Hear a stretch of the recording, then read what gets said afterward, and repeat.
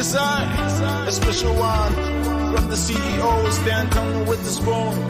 And your boy, Friday the Southern Band. Charges on the beat. On the spoon to get your information.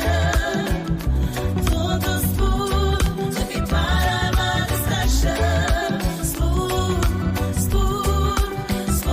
television. Spoon radio station. Spoon gonna tell you what is happening in Liberia. Spoon gonna tell you what is happening in Monrovia. Spoon gonna tell you what is happening in Africa. Just to spoon you will know. If the children crying for starvation, just to spoon. You want to get a news update, brother, to spoon. You want to know what is happening in Monrovia, to spoon. Politicians want to make their decision, just to spoon. You want to know what's happening in the ministry, to spoon. We have been meetings with the NPA, LRA, and APN terminal to address. Between the 22nd and now, the rice importers that brought in rice have been approved to merge. That's additional cost to the cost of the inherent cost, which we believe we can. Already we see room for reduction of charges at the port, charges at APM terminal, METEC charges, charges from the shipping lines that are considerably high, and various other charges. We can impact that price, and they are willing to sit with us at the table. Now let me also highlight here, that price increase is only towards the 5% Indian part of broken rice. It doesn't impact any other rice on the market, and our inspector will be very vigilant to ensure that rice importers do not capitalize on this increase of this variety of rice to impact the white rice, the 25% broken purple rice, or the 10% broken purple rice. It should not also impact the niche rice, like the U.S. Carolina rice that is sold on the market for higher price. Doesn't impact it. But there is some good news on the horizon with this engagement, as I stated before. The importers have also brought in other varieties of rice that will remain at $16. That includes the same parboiled rice, but shorter grains. There are other varieties like the white rice that will be coming in next week. So along the way, they will decide with partnership with the Liberian government through the Ministry of Commerce, the other variety of rice that is more acceptable to the Liberian government, and they will increase the importation of those rice. In my condolences, as an alternative to the higher price. Our aim here, and as mandated by the president, is to ensure that while we cannot control the exogenous factors impacting the rice, the cost of foodstuff and rice, we must provide varieties to the Nigerian people. If you can afford the $18.50, you must have something lower or cheaper of good quality. That we have done. During our deliberations with them again, we stressed the arrest agenda and the president's focus on local production.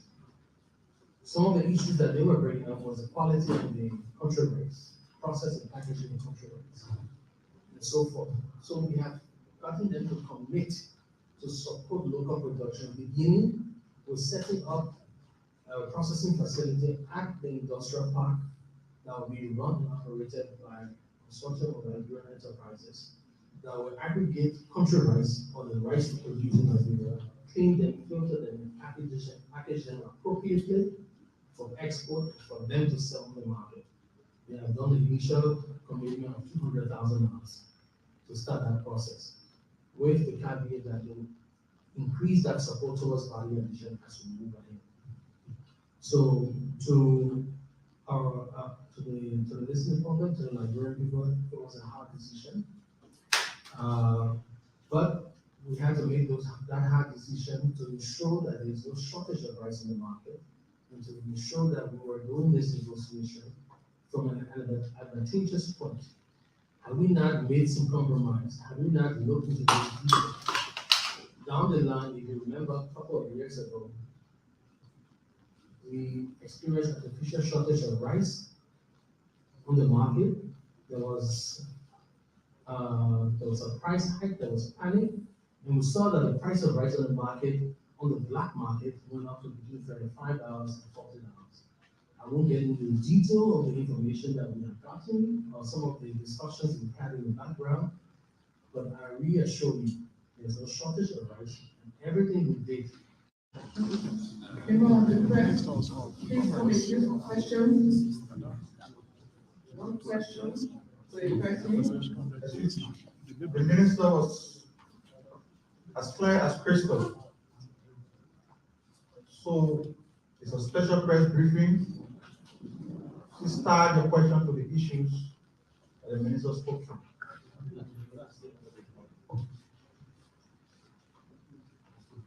So you can identify who. Yes.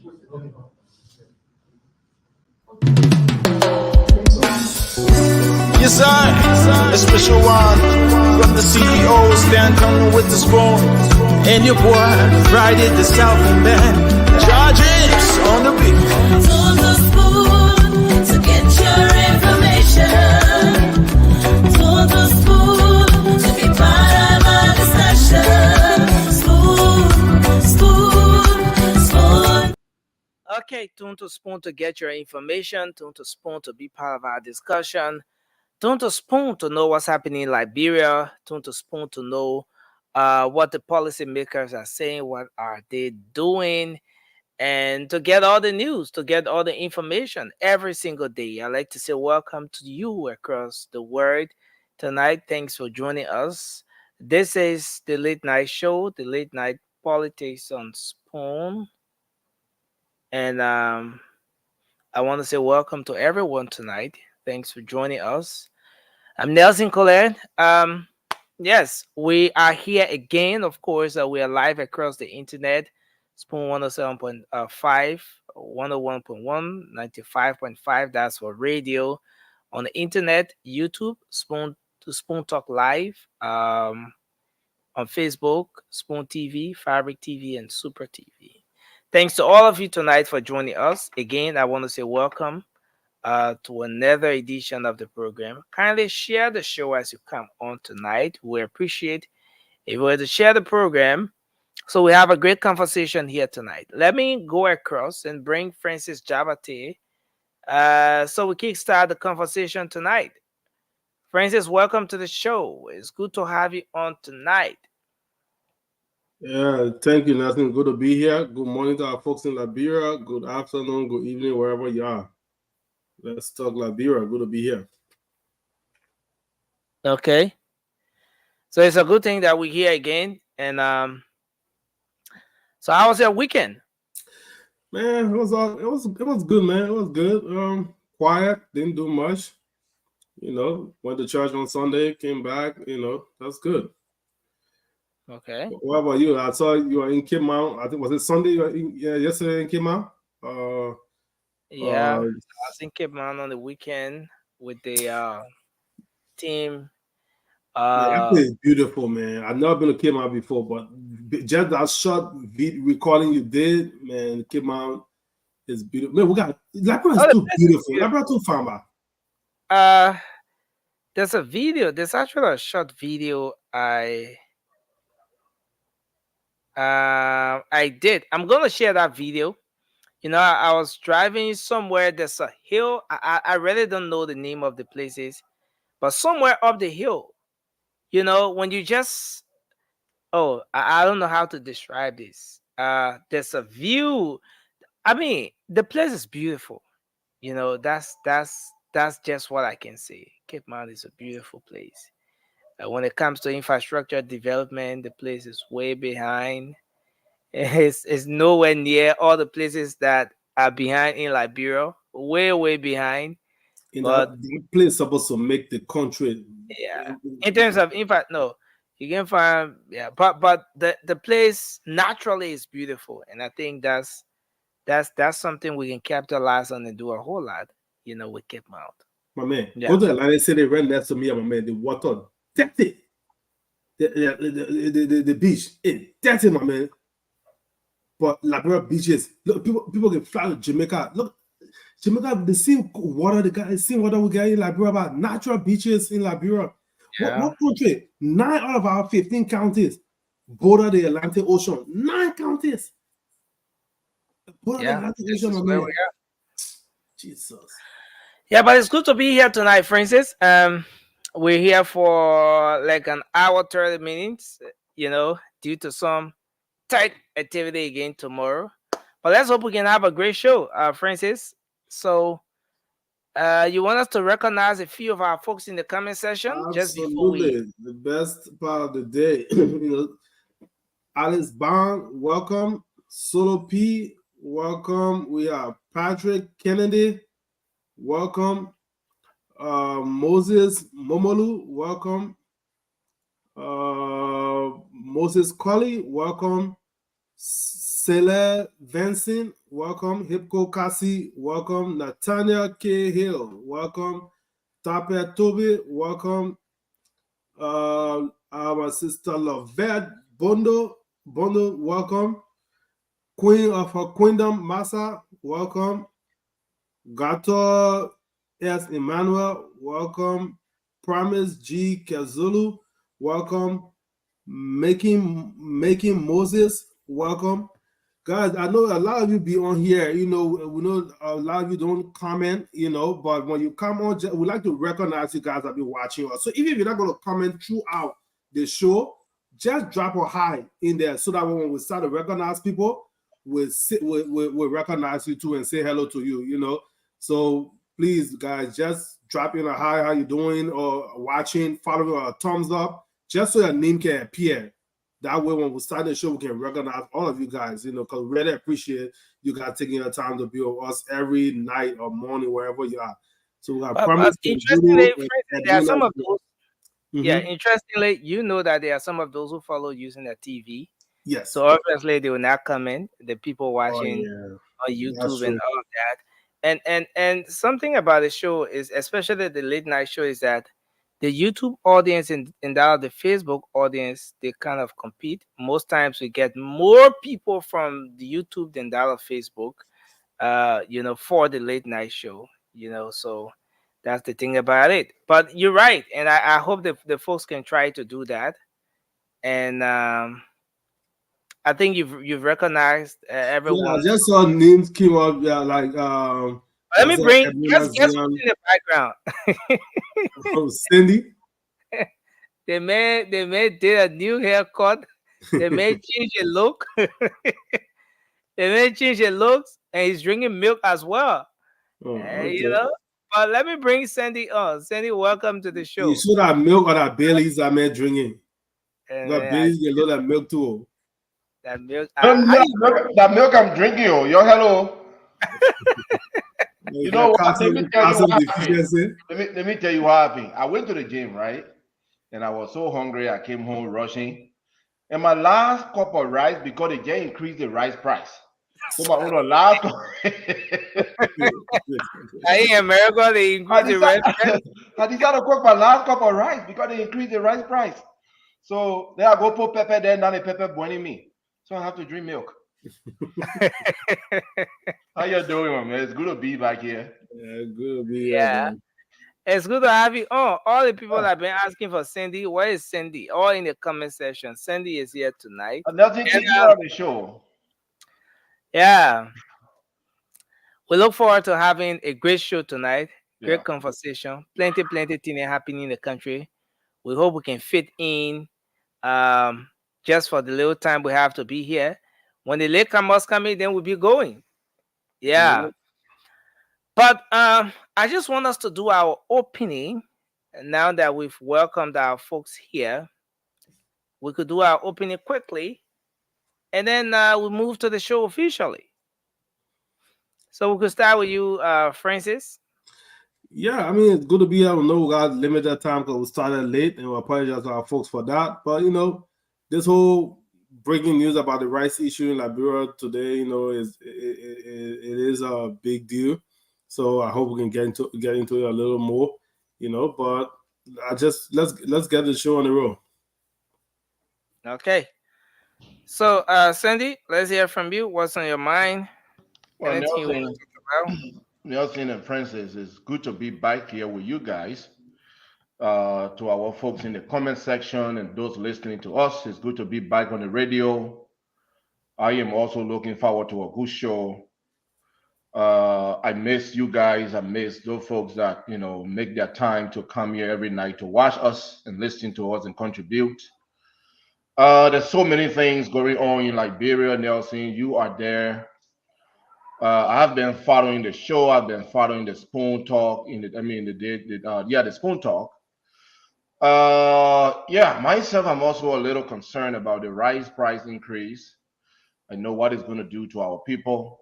So let's get into the discussions and we'll contribute to the discussion tonight. It's good to be back here. Yeah, certainly it's good to be back here. Again, I want to say to our folks here tonight, kindly share the program as you come on. As we talk about our country, Liberia is that country that we all think we owe a lot to. And it's just important that we add our voices to the national discourse to get things going right for us, for our country. And so we're here tonight. So many things happening in the country. And as you know, the rice situation is just one of the many things that are happening in the country.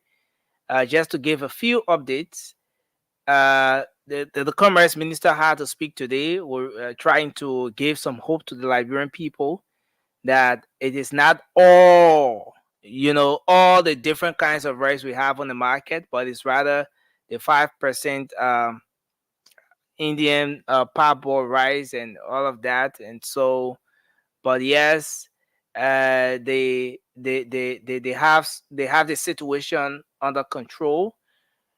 And then later we saw a letter that surfaced from the Ministry of Commerce, citing the rice importers to a meeting where the president is going to be meeting with them tomorrow, and so everyone now, all eyes are on, and all ears are open to see what the meeting is going to bring, what's going to happen after the meeting. But the commerce minister, as you know, said that this increase is happening as a result of the 20% export tax or charges coming from the Indian government.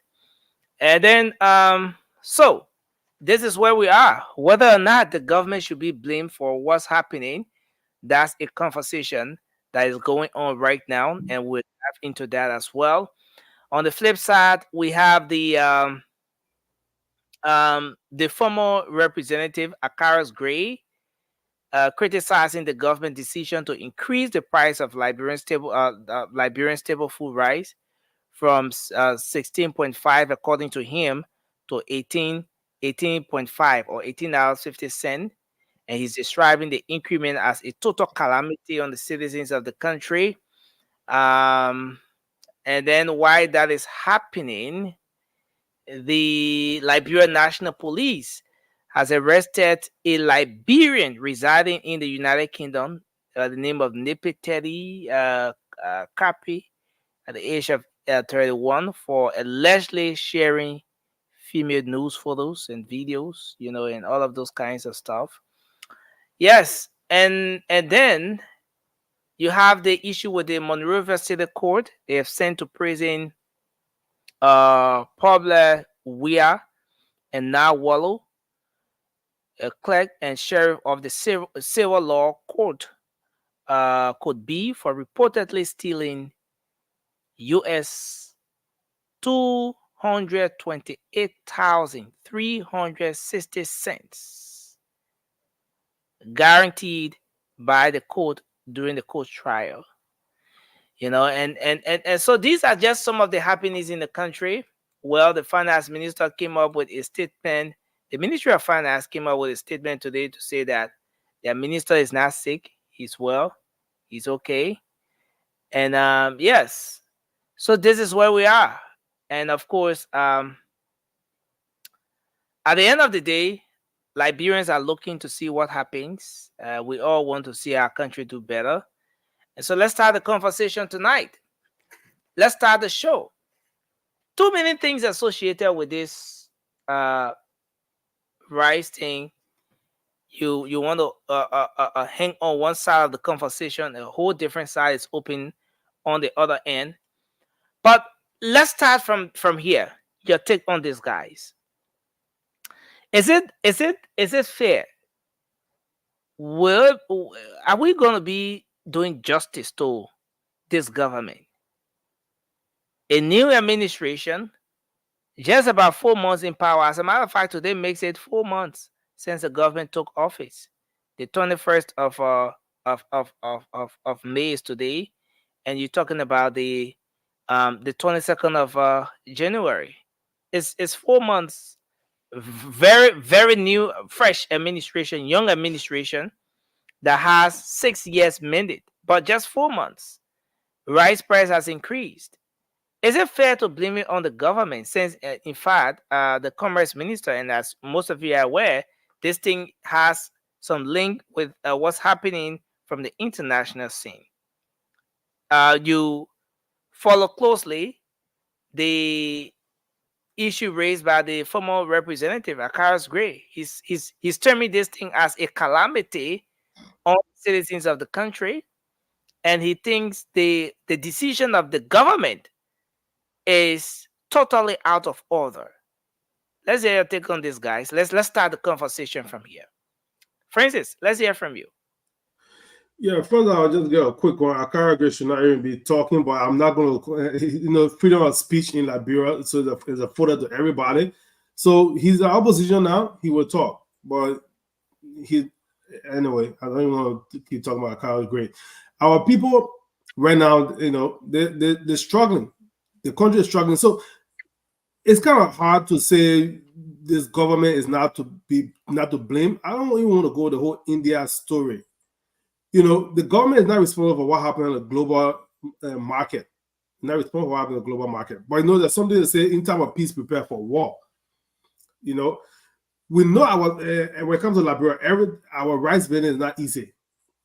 And every time when rice prices go up, all other commodities like cassava, plantain, edible, all the other stuff people can sometimes substitute for rice, it starts to go up too. So it's not only affecting people that like rice. We know everybody in Liberia loves rice, but every other commodity will start to go up. So when the government came in, the first thing, even before, that's something that's been on our mind from the day they knew they won the election, from the day President Weah conceded. They should have been planning for all these things. Coming to office, you can but Francis, someone may ask the question: how could you plan? How will you even plan for something when you don't have control over it? When you're not producing rice in the first place, how do you go about planning for such an increase and all of that when you have absolutely no control over it? Nothing. There's something called taxes or let's say subsidies and stuff like that, right? All the companies in Liberia, all the concessions that our government gave, all these companies and stuff, nothing benefiting the people. So some people would like to say, oh, they already cut taxes for these importers and things like that, but then cut it some more. Keep cutting it until it benefit the people. Because right now, the importers are saying the taxes are too high, or they are paying like export taxes, all those stuff. But when it comes to Liberia, we don't control what happens outside of our borders. But the government can do something within our border. There's still meat that can be cut to give these to incentivize these importers to cause the price to reduce. So when I say the government should plan for these things, they're supposed to be looking at what can they do to reduce the price of rice when they took over. So now, if they are done what they could do and reduce the price of rice in like February or March, and now this issue happened on the global market and the price went back up, the Liberian people will say, oh, we can't blame you. At least you brought it down for us when you came in, but now it went out of your control. We'll be patient. But you didn't bring it down. And then it go up. You won't blame the global economy. The people will not listen, and the rightly so not going to listen. That's the problem. You make some concessions. Because, all the taxes the people company paying, nothing coming to the people. So if you keep cutting taxes, but for instance, let's we're gonna move to Sandy quickly, but let's do this. We saw that when the previous administration took office, the first thing, in fact, during the inauguration day, one of the issues that President Weah spoke of was how he was going to address this issue with rice, the country's stable food, Liberians will not be spectators in the economy, and all of that. Well, the president, the former president, gave so much hope to the Liberian people, but immediately when he took office, he had an engagement with the rice importers. Following the engagement, he gave more hope to the Liberian people. In no time, we saw the price of rice started to increase. The president had to come back to tell the Liberian people that he met with the importers, but they are refusing to drop the price. For instance, is there any reason to believe that this thing beyond just the export thing with India we're talking about, is there any reason to believe that there's a cartel somewhere that's trying to control the narrative with every administration as to what happens to the country's stable food, since in fact it is now a political commodity? Yes, Nelson. If there's a cartel somewhere that controlling this thing, the government is feeding the cartel. Because guess what? Look at what is the budget for agriculture this year? Isn't it 5 million? I think it went up by 1 million after they said they were cutting for other places, right? They cut for the president office, they cut for the lawmakers and stuff like that. Then they increased agriculture budget by 1 million. You think if Liberia was producing 40% of the rice on the market, will we talking about rice price going up today? Absolutely not. But we're not producing rice. Agricultural budget should be over $20 million. Over $20 million. But we're not serious. Now we're gonna come back to you, but let's hear your take on this, Cindy. I have something very important I want to put up from one of the stars of the Unity Party back then in opposition. But let's hear from you your take on this issue, Cindy. Well, Nelson, it's good to be back on the show, and yes, again, look. I follow the discussion today on Spoon Talk, and I was, in fact, starting yesterday when we were told that the price of rice will increase, and I was there. Wow. The issue of rice is what we all beat President Weah on. Okay, it came a time during the campaign that we were discussing nothing else but rice. The increase in rice, the scarcity in rice, that was the discussion point. Weah is not able to manage the issue of rice, so remove him, bring those with the expertise. Rice has a historical backing in Liberia. You know the 1979 riot. President Bouaka was around then. He was in government. The reason we brought President Bouaka in is because, one, the Unity Party is not new to governance. They ruled for 12 years. They know the issues around rice, importations, and the prices, and all of that. President Bouaka, as an individual, is not new to governance. He was the vice president for 12 years, and prior to that, he was Minister of Agriculture. He knows the issues surrounding rice. We said these people in power now are the experts, that they are well informed on the issues. They know how to negotiate. They know how to go around talking to investors to ensure that our people are taken care of. Nelson, what we do not want to see is an increase in rice price. We do not want to see an increase in rice price, no matter what is happening outside of Liberia. Use your negotiation skill. If something is happening outside of Liberia, like Francis said, control it within your border. Reduce, No, but again, let me ask you listen, this, Cindy. How do you control it and I'm when you're coming not producing? You are not producing it. But I'm coming to Nelson. The first thing is you tax those people when they bring rice in the country. Well, reduce the tax on those people. Nelson, why are we having limitations on who import rice in Liberia?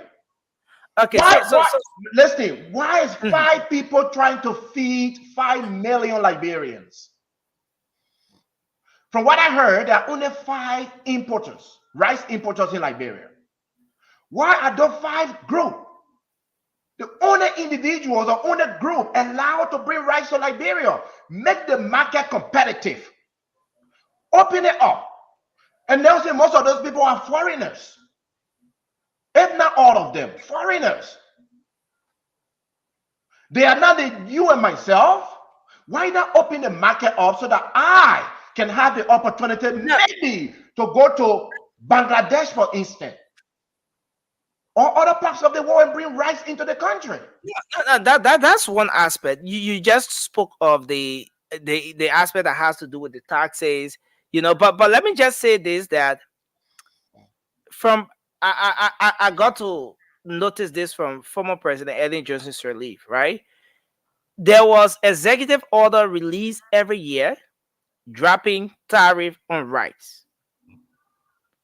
Considering that rice is the country's staple food, every year there was an executive order from former President Ellen Johnson Sirleaf, and it continued with President George Weah and even President Boakai. So it means that the government over the time has been making some efforts. There are little steps that have been taken to address this situation, since in fact rice is not just like any other commodity, but it's the country's staple food. But I mean, finding ourselves to where we are, Cindy, after all the political speeches, after the back and forth. Now, I want to put something up very quick. Permit me to just put this up. Go ahead. This is from the current LPRC managing director, Mr. Amos Twe, Secretary General of the Unity Party. This is what he posted on December 5, 2022. Remember, at this time, heated political conversations were going on. They were in opposition at the time, and this is what he wrote. Right.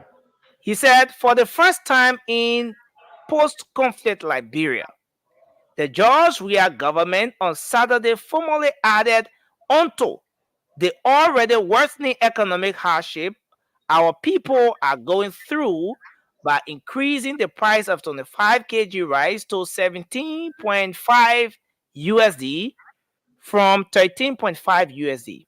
When the CDC took over in 2018, the price of 25 kg bag of rice did not exceed $15. By 2019 to 2020, the Weah government introduced a policy on rice subsidy. Right. Now, this is what Amos Twe wrote when he was in opposition, when heated political, the debate, especially for the 2023 battle and everything was taken up. This is what he wrote. Cindy, with everything you heard and the way the messaging and everything went, did you expect that we'll be here at this point? No, actually, I was surprised. I told you earlier, I was very surprised, and I'm disturbed by this news, Nelson. Look, when one strategy is not working, try other strategies. We have utilized few individuals to bring rice to our country for so many years. Open the market up so that other players can have the opportunities to go outside, negotiate better, and bring rice to the country. When you limit it to just few people, your options are very limited. Country like India will continue to increase the price or the taxes on rice. They are also trying to discourage heavy exportation from their country, right? So they're going to increase it. Their people need to eat as well. Another thing we need to start doing, Nelson, is that our government needs to start investing in Liberians that have proven to, understand how to grow rice. Armstrong Jabba, he has experimented the soil of Liberia, grow rice in Liberia, and sold the rice, or selling the rice at affordable prices. What the brother is asking for is financial support, investment from the government, so that he can have the machines and the manpower to continue to grow rice that even tastes better than the trash we are bringing from Asia. And it will be sold at affordable prices. Nelson, we have to rethink Liberia. This government is not new. The people in this government, they are not new to governance.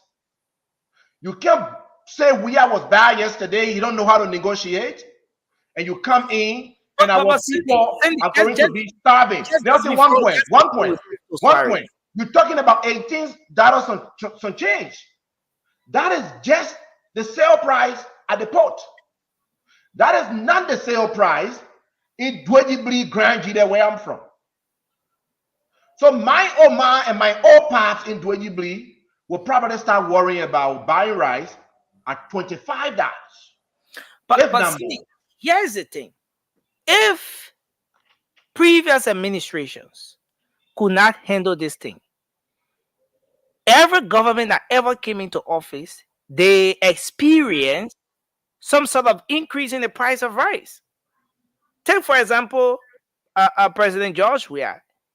He took over the country at the time. The price of rice was around $13, $14 thereabout. He left it at $17. All right.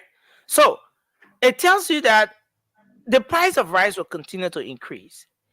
Considering that this government inherited something from the CDC administration, and that's something we had a debate.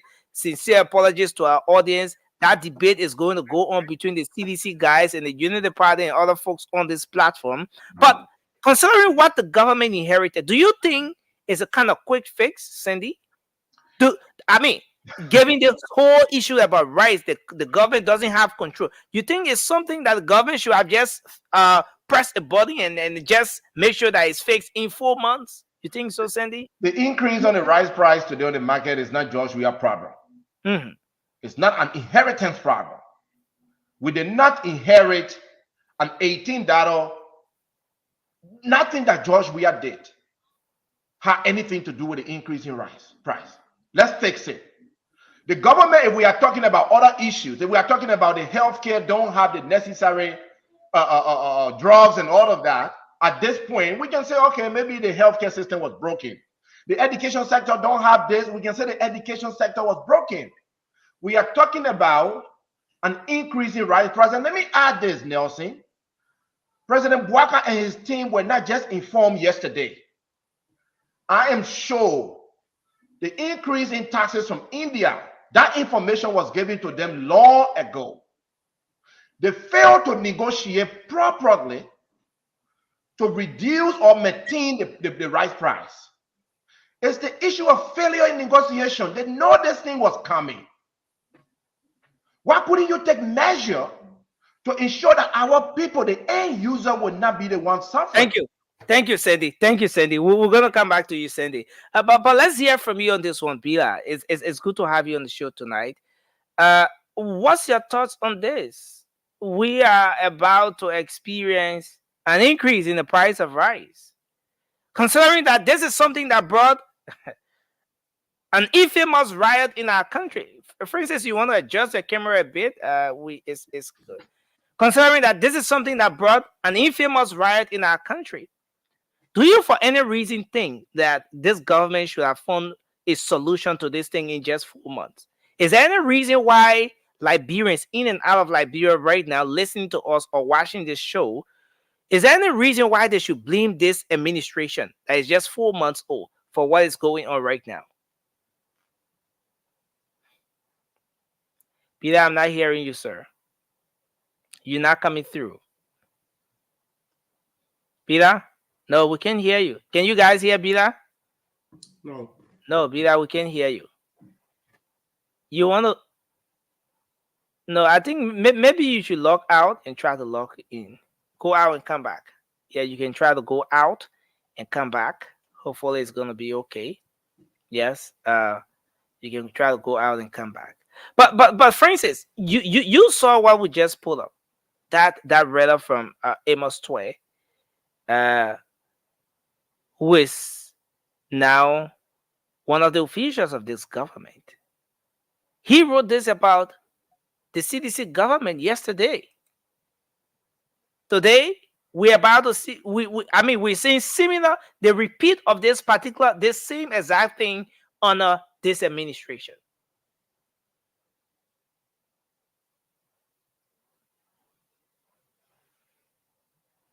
Francis. Yeah. Are you taking it down? Can you take it down? Yeah. Yeah, Nelson. That's what I'm saying is politics, right? But for those of us that are not involved with the government activities that sit outside like spectators looking in, we need to call it for what it is, regardless of who we support. Going and just blindly supporting everything that's going on is not going to help our people. And some of us got involved in this thing because we know our people deserve better. They need to. We always talk about legacy. Is everyone playing politics with rice? Is that what it suggests? That's what happening. But the people, our people that are buying the rice to eat, no politics inside. It doesn't matter if CDC bring 20 metric tons of rice and bring the price down. The politics for CDC, but our people that will be buying that rice cheap, there's no politics inside for them. These are the people that we are coming on the platform every night for. So President Parker, if his administration is better, it's good for the people. If it's not better, it's bad for the people. Either way, I'm not benefiting from what the government officials are benefiting. They're making a six figure. Regardless of what happened in that country, everybody that's working in the government top position, their families will be good. Their family will be good. So the people that are Red Light, West Point, Banga, all the other counties, these are people we are talking about. Imagine rice price going up. And what also cause the price to go up is the access.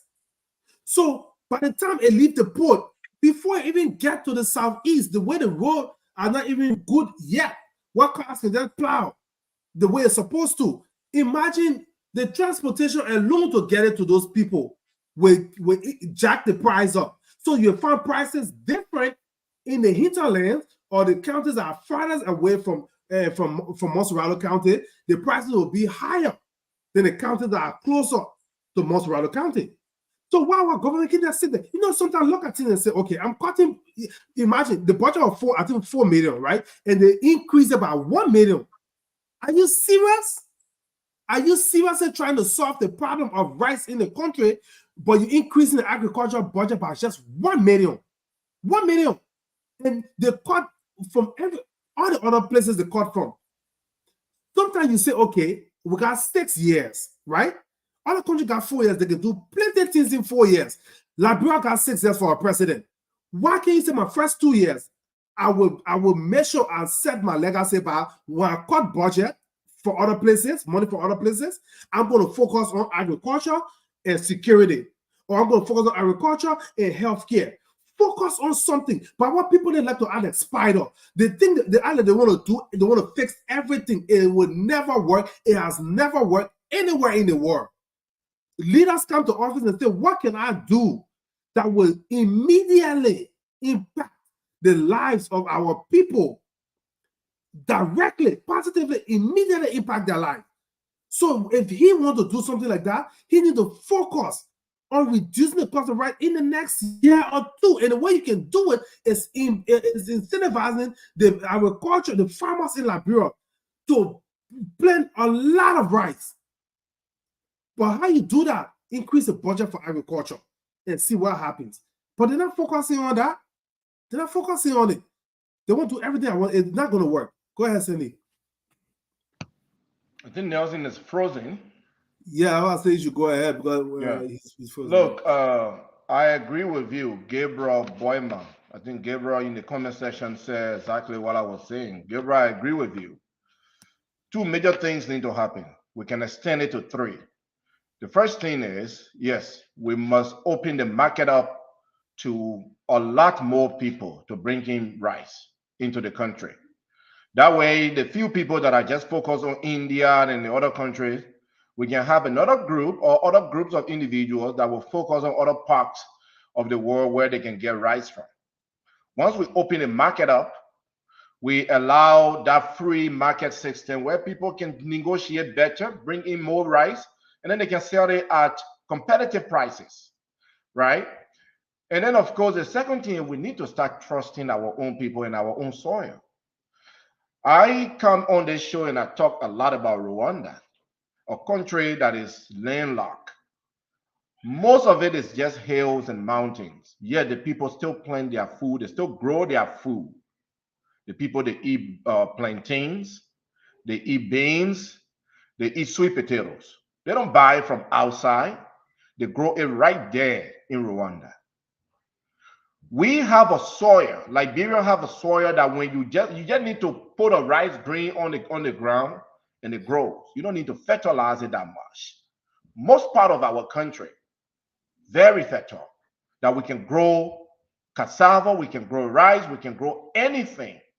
People tend to say that our people are lazy. Sometimes I agree because I'm also a farmer, and it's hard to get people to work in Liberia.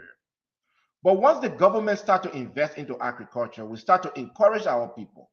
We start to put money into agriculture, doing it the right way, training the people to, how to farm properly. You will start to see young people getting into it.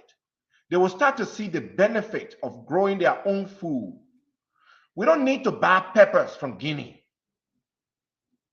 We don't need to buy peppers from Guinea. We don't need to buy rice outside of Liberia. I will continue to mention Armstrong Jaba. This brother has proven that we can grow rice in Liberia, sell it outside of Liberia. This brother is just one out of Nima, one. And he has proven that rice can be grown in Liberia at accelerated rates to be sold in and outside of our country. The only thing the brother is asking for is investment, support from his government. But we rather turn our blind eye on this guy, give money to foreigners to bring rice to Liberia, increase the price on our people and our own people in the various counties, starting immediately tomorrow, may not be able to afford copper rice anymore. And now we want to blame it, or we are suggesting that it's because of what we inherited. This has nothing to do with what we inherited. There are a lot of things that has to do with what we inherited. This has to do with efficiency and effective governance. You have to be effective in negotiation. Cindy, what you inherited, someone may say has a bearing on which direction the country will go. Because if you inherited something very terrible, then it means that it's going to take up some time for you to get things back on course, the way it should be. What did we inherit with the right price? What was the right price when we came into power, Nelson? You in Liberia, tell us. Well, yeah. So the current administration inherited the situation at $17. $17. Where are we going now? In less than 5 months, where are we now? 18. We gradually moving to $18.50 and $21 thereabout. There are folks who bought rice for $21. Thank you. So I'm going to end on this. I know you have to go to somebody else. Our friends from Nima, they are not worried because they grow, they are stable. They're eating their GB.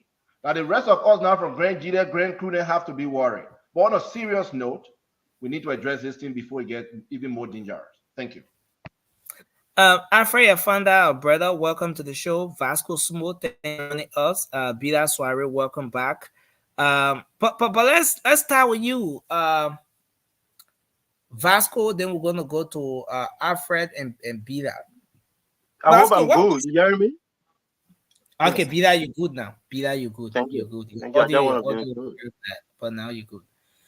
Vasco, what's your take on what's happening? You must have heard this information about an increase in the price of rice that is getting the whole country to go wild. And as we speak, there's a meeting from, and let me just put this communication up. Let me put it up here. I guess so many people have seen it, but let me just put it up. This is the communication from the Ministry of Commerce and Industry.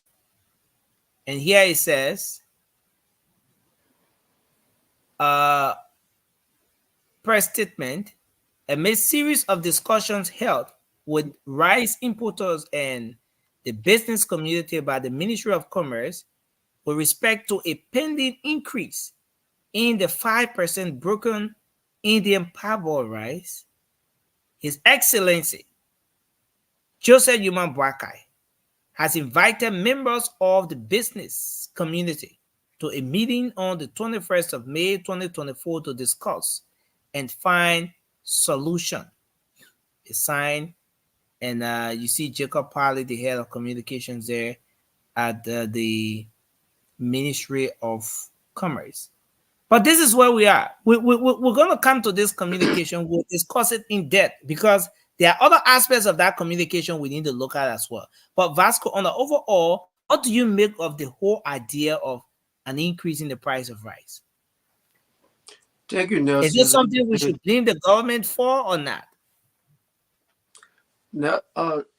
Nelson, look, the government will always take the blame because the government is there to seek the well-being of the people. And that was the reason why they came to power. So they will always take the blame. But you see, look, if you lie, I said it last time, if you lie and make your way to power, and then when the reality start to sink in, these are the things that happen. I can remember, I always tell, when CDC came to power, we had the same issue of this rice. But the same folks today are saying, well, making all the noise. These were the people that were saying it was the president. That the bunch of people that were hailing the CDC government, they didn't know what they were doing, this and that. They said all kinds of things. And today, just 3 months plus, you see, the people that didn't know anything, they were able to come up with a policy. And we all can attest to it here. That the last time people argued with me, I told you when we came, the rest was $15. The CDC government put in a policy and they dropped the price to $13.50. People argue with me here. That was why I put Amos 12 chat over there so most of them can see it. And that thing ran for almost 5 years. It was in 2022 when we had issue and the government could no longer fund, give the rice importers money to help them to get their food in the country before the rice price went up to 17. But Vasco, that whole subsidy thing, let's go to it a bit. How can you be giving rice importers money because you don't want the price of rice to increase, and you're doing that for almost 5 years? How is that any short-term or let's say medium-term solution to this problem? How does that address the situation all by itself? Don't you think we could have diverted that amount you were giving to those importers in subsidy? That amount would have been diverted to something else, maybe the agricultural sector, or create a farm. Maybe by now we would have been talking about something else rather than the CDC government spending the money the way they did it. Don't you think it contributed to the problem we have now? Yes, I mean, what you're saying It's okay what you say, no, but don't forget the issue about rice in that country. You don't joke with it. So the government, like I said earlier, the government is there to seek the well-being of the people. And when it comes to rice in Liberia, this is one of the commodities you don't joke with. So the president thought it was that no, we can do this. It wasn't a bad thing to come out with a policy so that our people could not be stranded in getting the stable food. And that was the point the government was looking at. And it worked for 5 good years until now. But you see these people, the sophisticated people, after they have come up with agreement with the rice importer, announcing it today that tomorrow rice price will go up, then they're coming back to you, they're telling you, say, they're calling the rice importer tomorrow to have a meeting with them. Like I said the last time, anybody that don't think before you do things, you're bound to fail. This identical government from the inception of this government, I told you the last time, every other policy that came out with, they fail. Because they don't think before they do things. They can do it, and before they go back to think. And the news already gone. And there's nothing they'll do about the issue of the rest. Because I got a letter from K&K, one of the biggest rest importer in the country. They posted that nothing they can do. You mean K&K sent you letter? K&K wrote you Vasco? Listen. I said, I got a communication. You say so Vasco? No. Wait, guys. It means that Vasco then behind the thing that happening. Yeah, Vasco, nothing with these people here to bring this issue for the political reason. No. How can you come on the platform and say K&K send you letter? Why K&K send you the letter? I got communication. I got a communication in my possession. They were responding to how you call him. There was they said that these people are trying to just Vasco, you're in the people in the thing. That's a feeling no, they responded. People read it. All on the social media. They all already. Why is the letter? Why is the communication? I will send it to you, Nelson. No, you want LA before you send it to me. I will send it to you. It has nothing.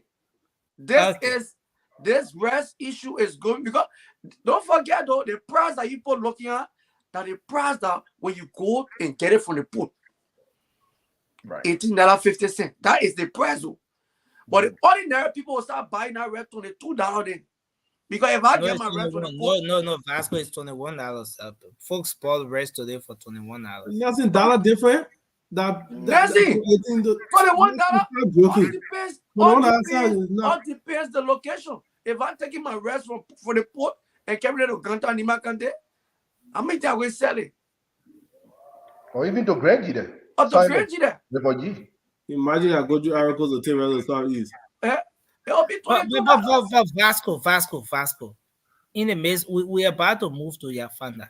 But in the midst of everything you're saying, Vasco, do you think you should be one of those speaking on this issue when your government was in power for 6 years and the price of rice, it did not drop? Where you met it went beyond where you met it. Don't you think this is normal and Liberians should embrace it, Vasco? No, Nelson, I would disagree with you. When we came to power, I'm asking you. I'm not making an opinion. Nelson, if I'm one of those that need to be talking. Because I came here and campaign, and I told Liberians that there are a group of people that you guys are about to elect. These people have no experience, including the president.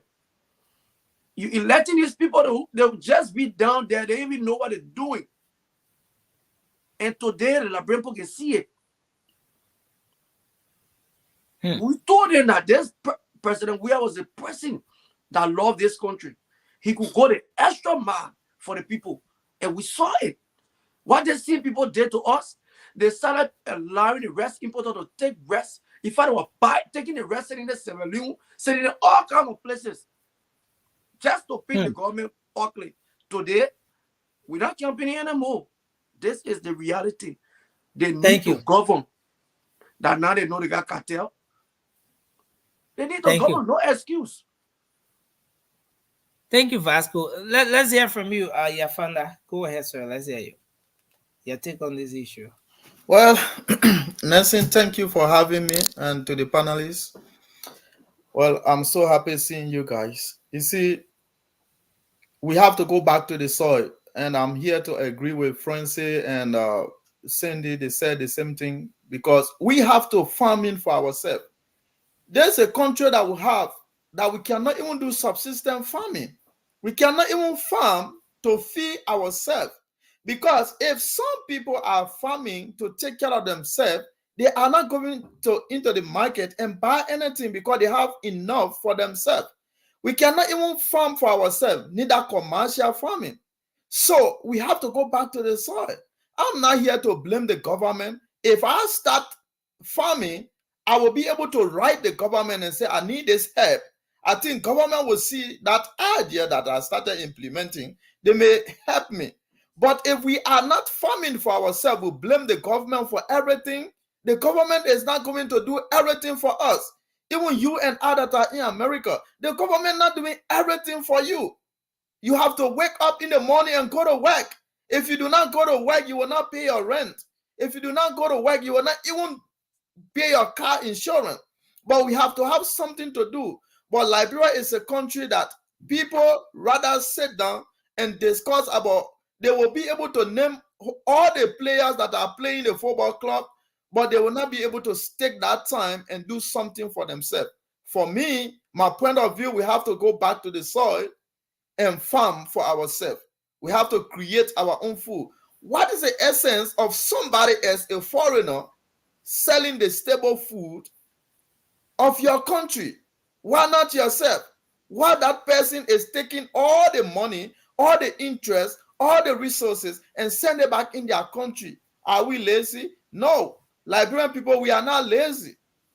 But I think we don't have the support. You know, Alfred, in the midst of everything we're experiencing, what do you think? Is it fair to blame it on the government? You think the government is responsible for what's happening, or we should look at it from the global perspective? Maybe we say we shouldn't blame the government. It's not unique to Liberia. This is something that's happening across the world.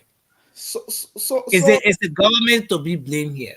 So how many people have wrote the government that they have the little NGO, they want to do farming, and the government reject them? How many people can point up their fingers and say, I decided to start? Alfred, do you know that there's a Liberian by the name of Armstrong Jabba, for example? There are so many of them.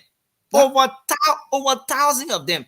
But let me just name one, because we use him. He was the person that we contacted when we did this rice distribution, right? Armstrong Jabba is a Liberian. He's involved with farming. He has his farm here in Liberia, and I think he does the same in the US or something, right? They make him on this very platform. He said he has been engaging from previous administration and all of that for the little help, just a push, so that he can be able to do this thing at a larger scale, so that Liberia can be able to feed herself. But at the end of the day, people are more concerned about what they can get for themselves and not how they can push those individual farmers and get them to produce at a larger scale where the country can feed herself. Well, Nelson, what you are trying to say, if I can understand you clear, is that Liberian people, sometimes we show love to the foreigner more than our own brothers and sisters. If even you have a shop in Liberia, they rather buy to a foreigner instead of them buying to you. So what you are saying is true. The government could have support him to do more. But if he is I'm just coming from a point. I'm just coming from the point, especially when you spoke of Liberians should go back to the soil, Liberians not wanting to go back, and stuff like that. So I was just trying to make a point to say that There are some Liberians who are in the soil. They're not even going back, but they're in the soil already. But they are not up to 50%. They are not even up to 30%. But how much of a support are we giving to the people that are there now? But then why can't we do subsistence farming to take care of ourselves? If even I do not do commercial, but let me do subsistence. Come on. So Alfred, you're telling us that the citizens are to blame. Nobody should blame the government. No, I'm not blaming anybody. That's why I'm saying that we should be able to farm for ourselves. I'm not blaming anybody. At the end of the day, everybody needs support. If you have, if the government support, fine. But let's look at the government too. The government need help too. The government that we are asking to support, the government needs support. The government need help. Let us look at the previous administration that could not even pay their own workers. That people are not taking pay. How are they going to support you if they are not even paying the people that are working for them? So we have to look at it that way. So sometimes NGO are the best. When you have your little NGO and then God help you, you survive, nobody is going to say, oh, this person is working for me. So I think we have to go back to the soil. People that are in the soil, they are not up to 30%. Thank you. Nelson, please, can I borrow 10 seconds? You want to make a point? Okay, yeah, go ahead quickly. Let me respectfully disagree with my brother. Liberians are in the soil already. The Liberians that are in the soil are not being supported. That's the issue. Our government priority is not on supporting those that are committed to produce food for Liberia. Our moms and our pops, our brothers and our sisters has been in the soil. Nima County, for instance, is all about agriculture. And that's where Armstrong has been trying out of that region, talking to the government, his own government, saying, look, I have done this. Here is the evidence. There's something they call evidence-based. Once you can show that you have done it, all you need is a support from your government. The government has failed to support its own people. Instead, they are begging the investors or the rice importers, giving them extra millions of dollars just to bring rice in the country. Whereas they could use a portion of that, give to our own brother who have shown to us that he can grow peppers, he can grow rice, he can grow beta ball. We don't have to buy it from India, or we don't have to buy it from Guinea. Empower your own people, Alfred, is what we are asking. Our people are working, they are in the soil, but they are not being empowered. Thank you. Okay, so how do you want them to be empowered? Do you want the government to just give them free money, or do you want the government to loan them? Because because you're not just going to say, oh, I need help from the government, and then government will just give you money just because you need money. If you need a loan from the government, I think the government will give you a loan after you have done your farming. When you sell your product, then you give the money back to the government. But that is number one. Number two, how do you really think that the government will get this support? We have to really look at this government, that the government do not have money. I'm not supporting the government. I'm just talking in my own point of view that if I have to go to the soil, I will do subsistence farming, that I will not be among those who are buying rice anymore. I should be able to produce rice for me and my family. So I will not be able to buy anymore.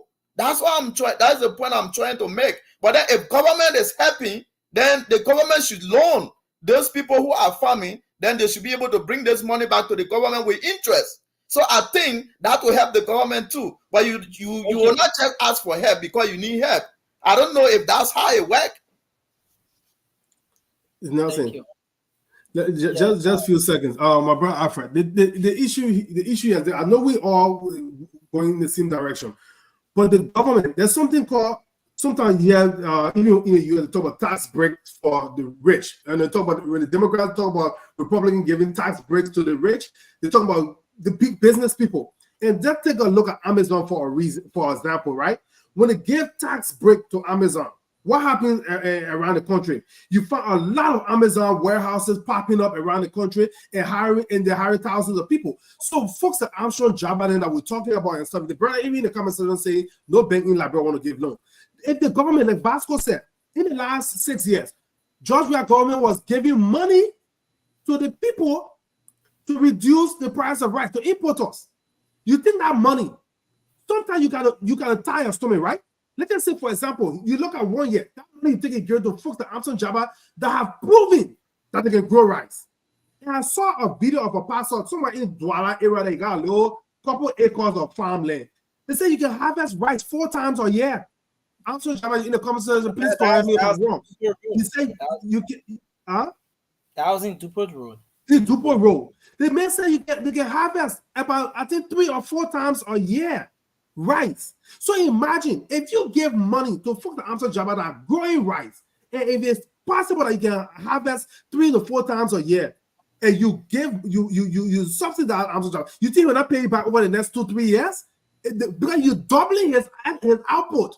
You double his output, he floods the market with rice, reduce the price, importer prices will go down. Now he can pay the government back over time.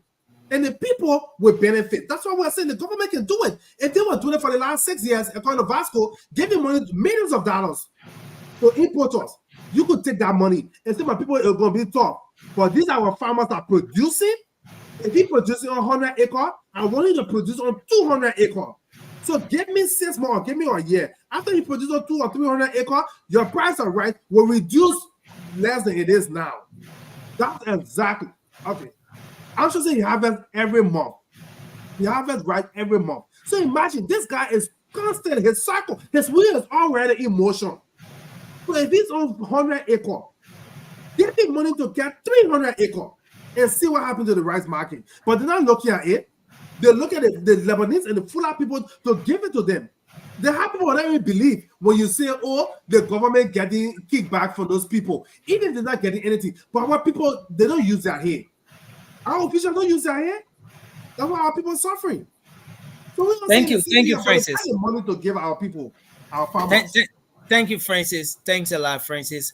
We're gonna bring Peter on, but Armstrong, we appreciate if you were to come on for just a couple of minutes, to form part of the conversation here, since in fact you're in the sector and all of that. We could send you the link once you're set to come on. But Peter, let's hear you on this one. This is where we are. Yeah, thank you, Nazrin, and let me say thanks to all of the previous panelists for their business analysis on this issue. Whereas as usual in Liberia is a political commodity. Politicians will play their part to play the politics, but my primary concern here is the people. You see, obviously in Liberia we are not alternative based. Sometimes we want to sit down for the problem to come and choke us. Then at the end of the day, we want to go forward to act like we negotiating and want to find some remedy to the problem. So at the end of the day, you put yourself into a state of confusion, that which I'm seeing currently. I listened to the minister today, nursing, and what I didn't get is they talk about the global aspect of it, and a fixed amount as to how much it is in the global market. I didn't get that from him. But basically, when you as a minister are serving a particular entity, you know that there's a problem ahead of you. There could be some level of negotiation. There could be some level of, give back. You talk about play to play by giving back to look at the needs of the people. Jilahu talk about you run out. Those are countries that went through a lot before they got development, right? Sometimes you have to sacrifice for the people you're serving, right? You drop tariff on rice. Now, the importer or other business, like all of us said, the competitive aspect of market in Liberia has not been prioritized. So at the end of the day, you as government, you don't have that means, or you don't have that alternative base, because you just restrict the market to a few group of people. So at the end of the day, when these things happen, you don't want to go there, because you just have to subject yourself to importer. So competitive aspect is one thing that the government need to look at. Now, this government talk about arrest. One of the basic first things that part of the arrest is agriculture. Agriculture is not even ambiguous in the budget. These are alternative-based things that we could look at in the future. Now we look at the issue about, we talk about country. For me, I don't want to always like drive into the issue about CDC did this. No, come on. That's what the CDC were really out of power. So what we're looking at is the Unity Party government. So what are some of the alternative-based things that you do to prevent some of the things from coming? Basic things that you can do in leadership is negotiation. What are some of the basic negotiations that now? Some of these things are happening, increment have come up. Now we're hearing that the president have to have meeting with it. Yeah, these are things that leadership could do, leader could do. But you have to stop some of the business embarrassment as to now giving your opponent that ground. So I always say, oh, come on, you came on with this experience, you came on all this stuff. Why I say you kind of going on the mantra that other government have proceed on? Like I talk about agriculture, it is the alternative base. Our brother Alfred was talking about people should wake up and farm and other things.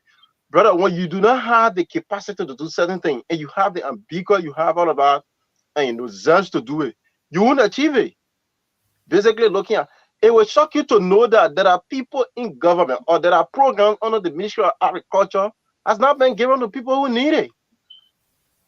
But rather, people will do pick and choose to give the program to people who would not achieve it. At the end of the day, you want to put everybody in basket, and you have seen the evidence from other people who can do the job. So that has always been the Liberian problem. That has always been the Liberian problem. For government to be efficient, you have to get, like we have already said, you have to get a long-term, middle-term, and solution to some of these basic things.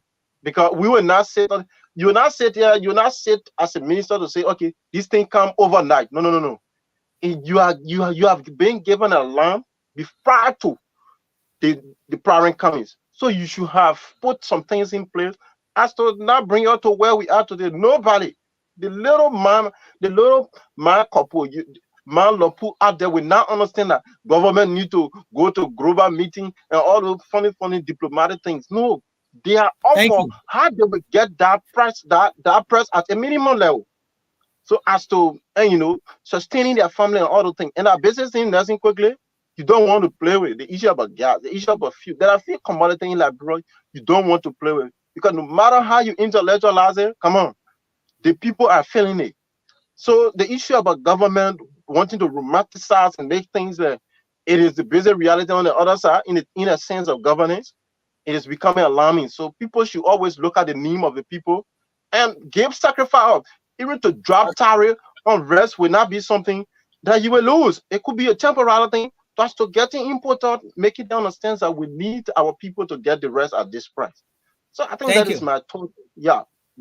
Thank you, Bila. Now, so to our brother Armstrong, I've sent you the link. Check your messenger. You will find the link there. You can come on, and we appreciate if you can join the conversation tonight. But I want us to take a look at this communication. Let's make some analysis around this. What do you think will be the outcome of this meeting tomorrow? Now the president will be meeting with the rice importers. Are we about to hear another story about subsidizing the rice importers? Are we about to see a meeting that, let's make some analysis around this. President George Weah, and this country, we're like moving in a cycle. Okay, so I remember in 2018 when the government just took over. Immediately when the government took over, okay, so let's not rush. During the campaign, there were 5 beautiful promises paid. Immediately when the government won, when the government was inaugurated, Mayor Jefferson Koji, the first press conference he ever had was to tell Liberians that they should manage their expectation. After the managed expectation speeches, the next thing was there was a task force set up to go after people who are running away with government car and government assets. 6 years after, we repeated that same cycle. Where when the government, when the Unity Party, after the election won, they said, oh, okay, but people will have to manage their expectation. Things will not just be rosy from the start. The next thing again we saw was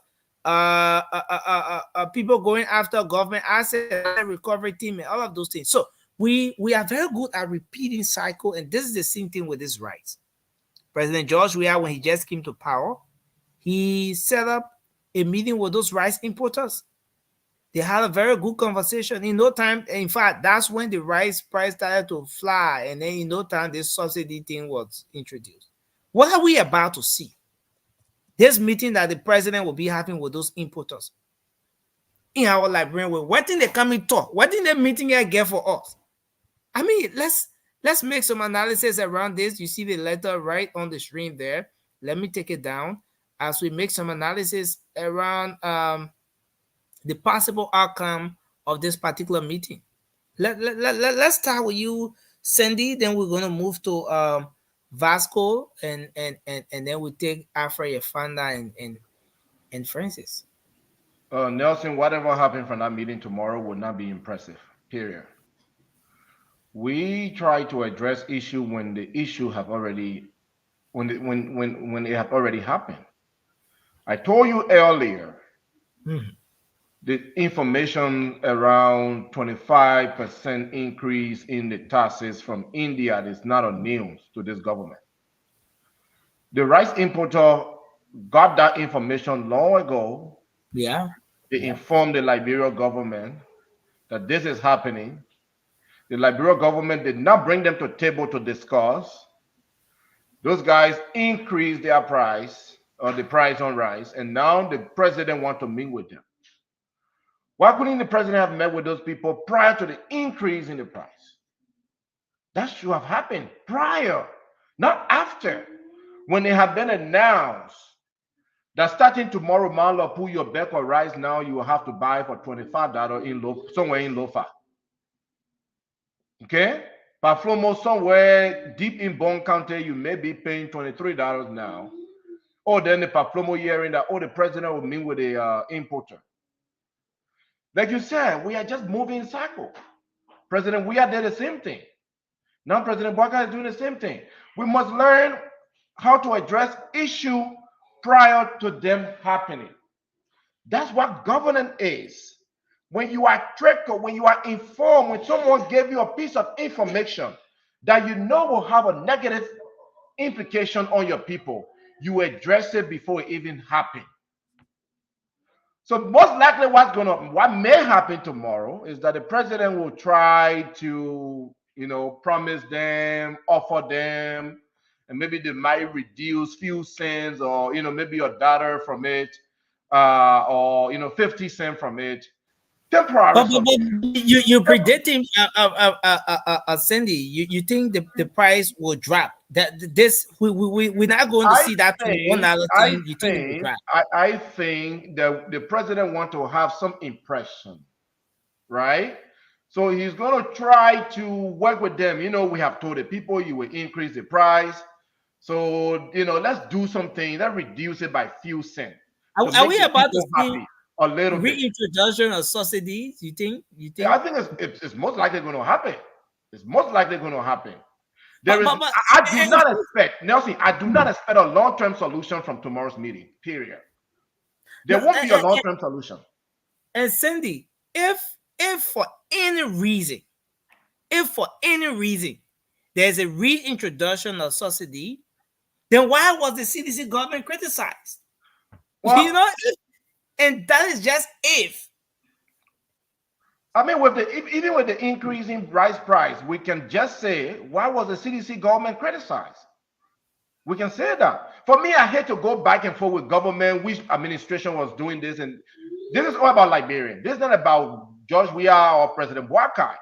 My frustration is not with what George Weah did yesterday. My frustration is with the fact, is with Mr. Bwaka and his team. We expect difference. We did not expect an increase in rice price. Rice price is a major commodity in Liberia. We beat on President George Weah and his team for not managing the price properly. And now in less than 5 months of governance. Our people have to worry about the increase of rice price. So whatever the outcome is tomorrow, there won't be any long-term solution. There won't be major reduction in the rice price, if there is any reduction at all. The president may make some promises to them tomorrow. It might help them to, they might be convinced a bit. But I think what we need, Nelson, is a long-term solution. Invest in Liberians. Armstrong Jabbar is saying, give me the machine, let me plot more land, acres of land. Nelson, do you know how expensive it is to pay people to clear land? I know that because I have an oil palm farming in Grange there. $5,500 Liberian dollar for 1 hectare to brush. They're not talking about cutting the tree. You're not talking about clearing. You're not talking about planting.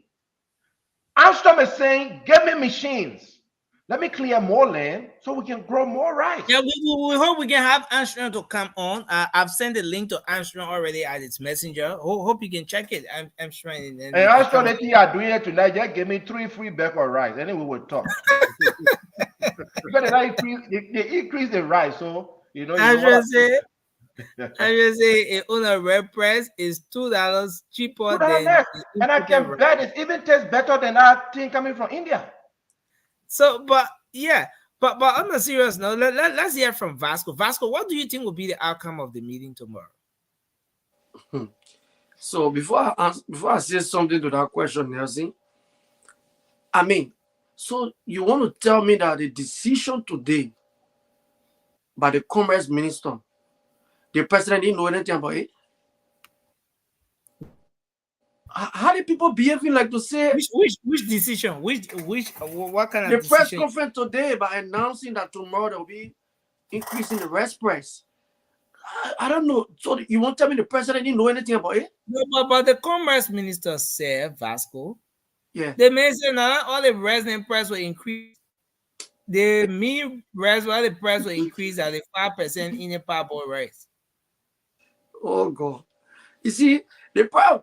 They shouldn't play with us. They shouldn't play with the Liberian people. There's no way you can spin this thing.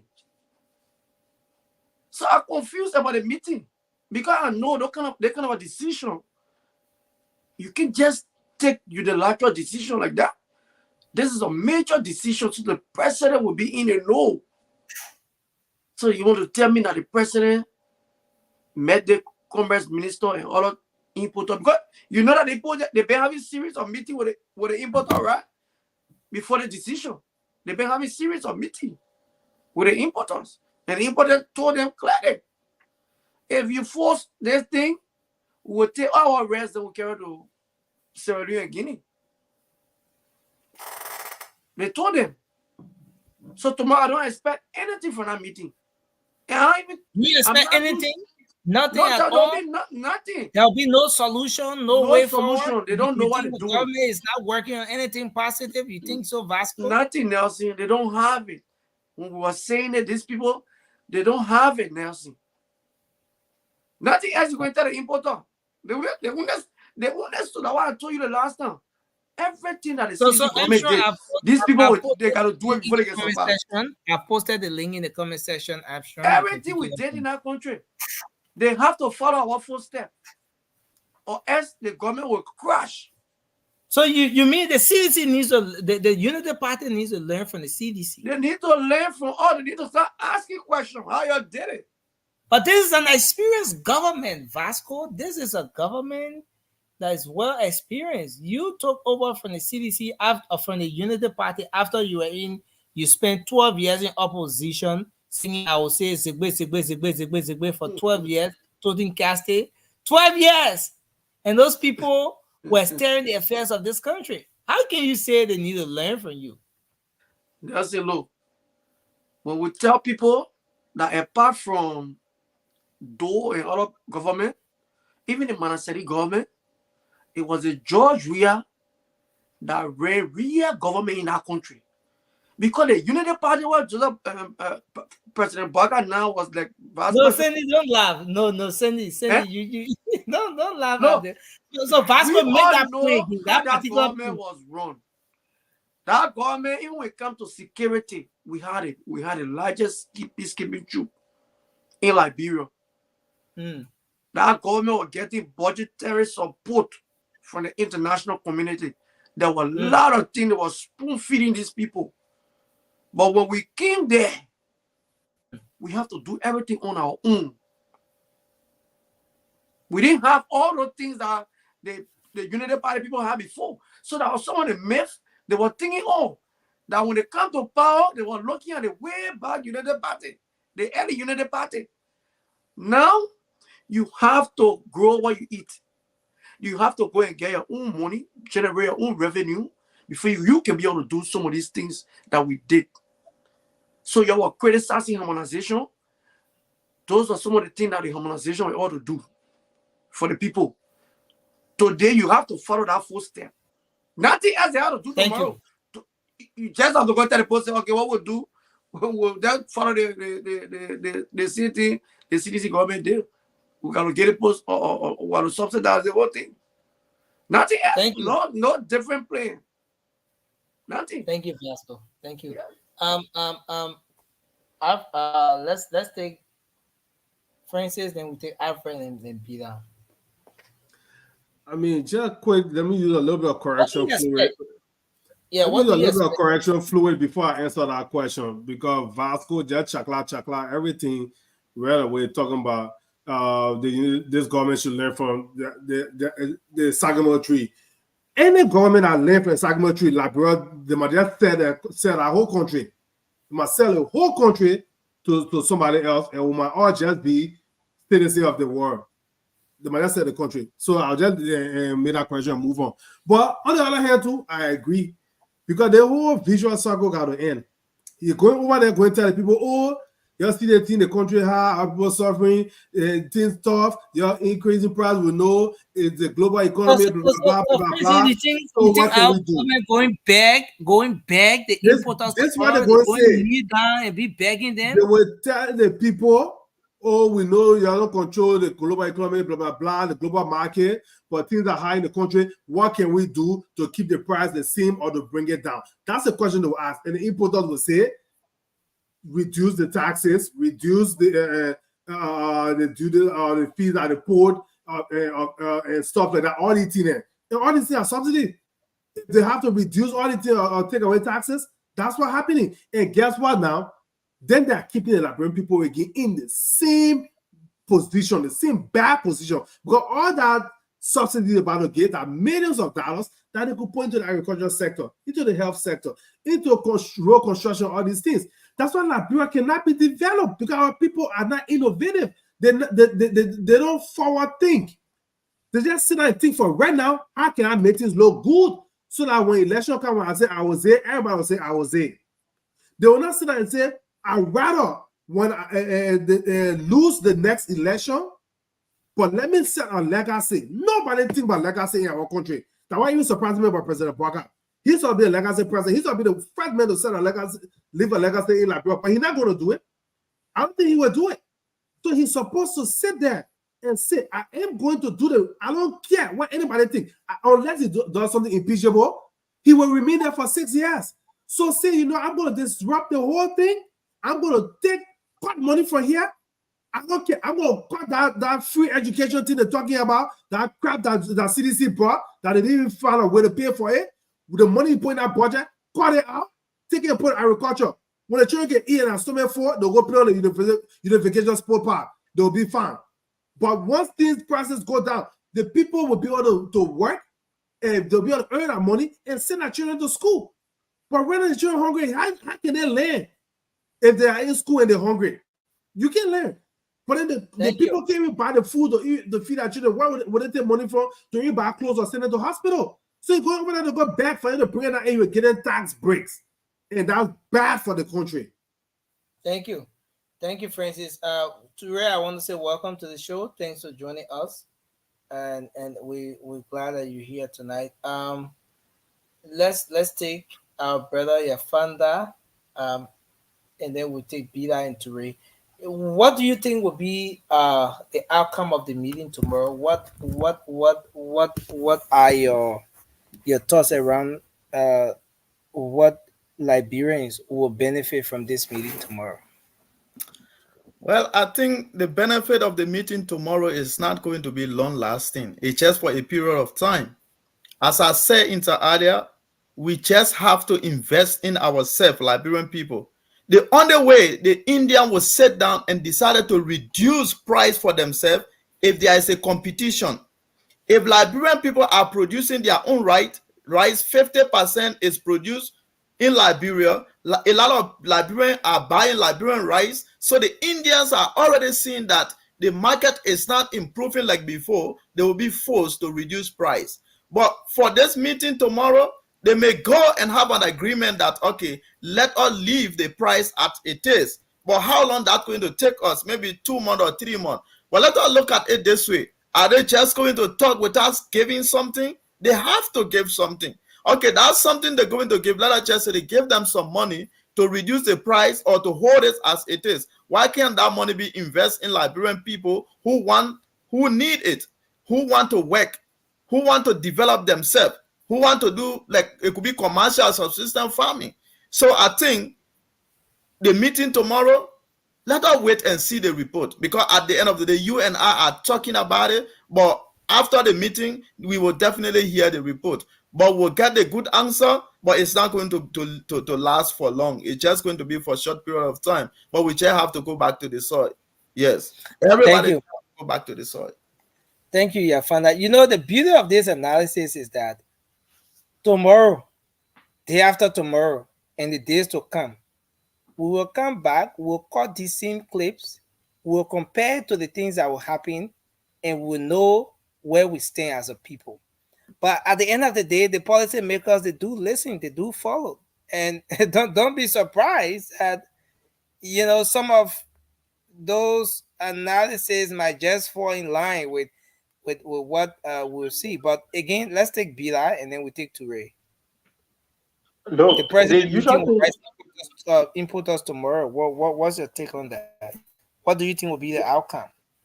look, the usual thing, like, bro, is for government or people who serve in lucrative position to abuse the people or wanting to gain certain favor at the expense of the very people they serve, forgetting to know that they should do the right thing that will sustain and, you know, their goal as a governor. What I think will happen tomorrow, I don't want to jump the gun, is there will be conversation surrounding the increment, and basically the government will come to put some effort that will make importer to understand that, yes, let's agree to the government based on what they will be getting or what they will be offering to the government. So for all of us that have said it, that is not something to be sustainable, because if you look at a temporary or solution base, it's not something that we will continue in the future. So there will be the back and forth on the issue about give and take. So you give and I take. And every day, political pundits will see it as the king of the government, or somebody will say, okay, this is our government, they have dropped Tory. But let's see beyond just the normal conversation. The government knew all these things going to happen. I mean, you should have found solution to these things before. I mean, it can be folks. There could be this meeting before coming to announce to the public that there will be an increment in rice price. So, I mean, it's going to be the usual thing tomorrow. Let me just conclude that way. It's going to be the usual thing tomorrow. Thank you. Three.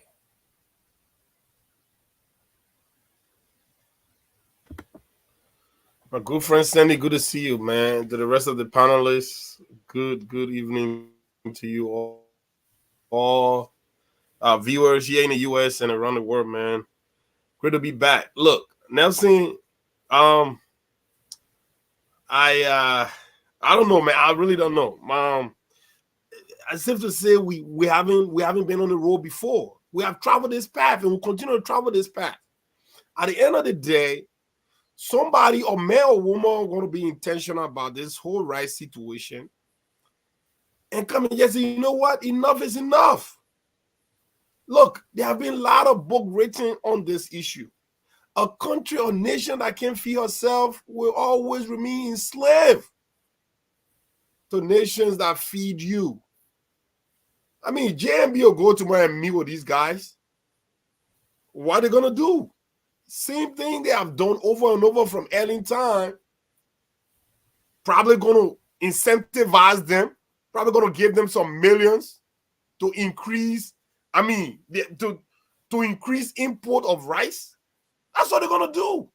Meanwhile, the money they are giving these importers, like I've been following the show actually, and Francis hit it on the neck.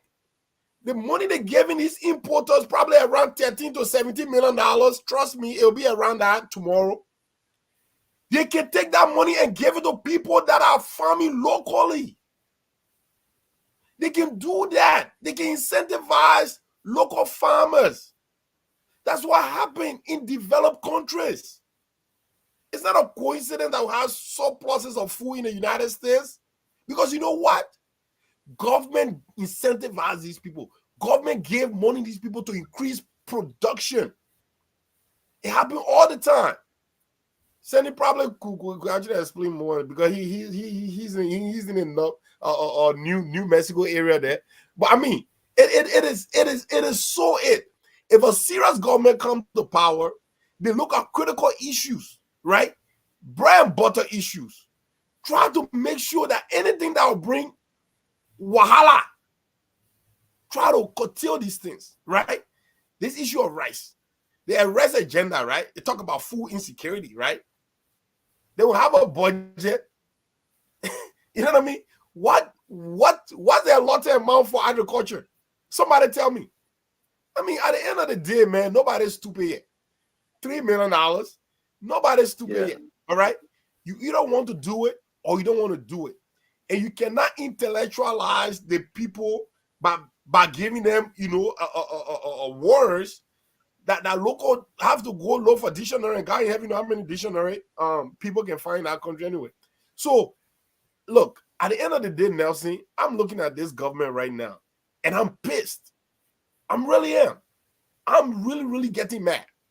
I'm getting mad because if you look at all of the sectors, if you look at everything that I expected the government to just get on it and get the ball rolling, they are yet to really, really start dealing with these issues. And that's why I'm talking about the motorbike issue that day. Some of you say, oh, they have to start somewhere.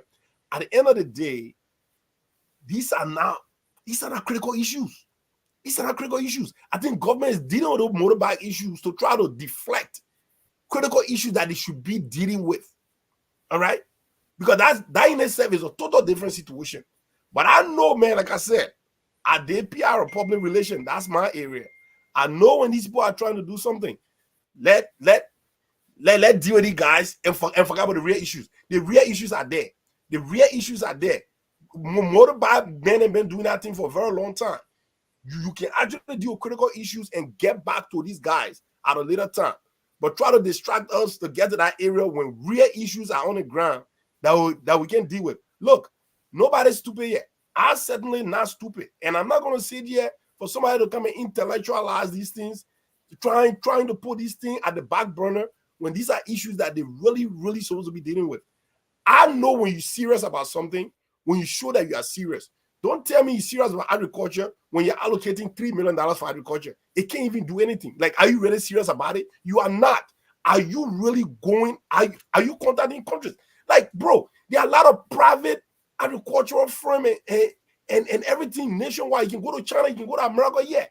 Are you really serious about these things? Because if you are serious about it, there are a lot of people here that will welcome you to have these conversations. All right? There are a lot of people here on private. You don't even have to go local. You don't even have to go international. There are a lot of Liberians in this place in Philadelphia that I'm in right now that can really have some serious engagement with agricultural companies that want to do business with Liberia. It's there. We're not even talking about at a government-to-government basis. Like, keep it at citizenry basis, right? So this government, to be quite honest, I'm disappointed. And a lot of people say, oh, Ture, it's too early for you to start bringing some of these things out. Well, let me tell you, there is nothing about too early. There is nothing about doing the right thing. There's no timetable you can set for doing the right thing. So if we not start flagging these things out, if we not start hitting these things, we're going to ride on the same wave that George Manuel Weah came and pour on, and we're going to start circling these things until 6 years. Then we're going to recycle back and we'll be out there for a new president. Then only for that person to come and do the exact same thing than the previous president did. So my man, young people, we need to really come on. We need to start hitting this thing on the neck, man. We don't have time. Liberia is the only country that cannot afford to make mistakes moving forward. We cannot afford another waste of 6 years. We can't do it. And the best what we can do is young people, young men like us. We sat on this platform to propagate the message of the rescue mission. The rescue mission is there now. They must rescue. And we that told the Liberian people that it was a good idea for the rescue mission to come in, we can't sit back because we said this and we should feel ashamed to come and start talking about these issues. I'm not ashamed. I'm going to say it. I'm disappointed. And I'm going to start saying it for as long as I have the opportunity to come on these Spoon networks. Thank you very much. Wow. Okay. Can you guys hear me? Yes. Yes, sir. Okay. So anybody want to weigh in anything before we go to the phone lines? Okay, go. Let's hear from our people. Okay, so we can take some calls now. Francis, no, not Francis. Who had the number up the other time? And then it was. See your number not working. Oh yeah, I remember Francis wanted to do a web doing a view triumph.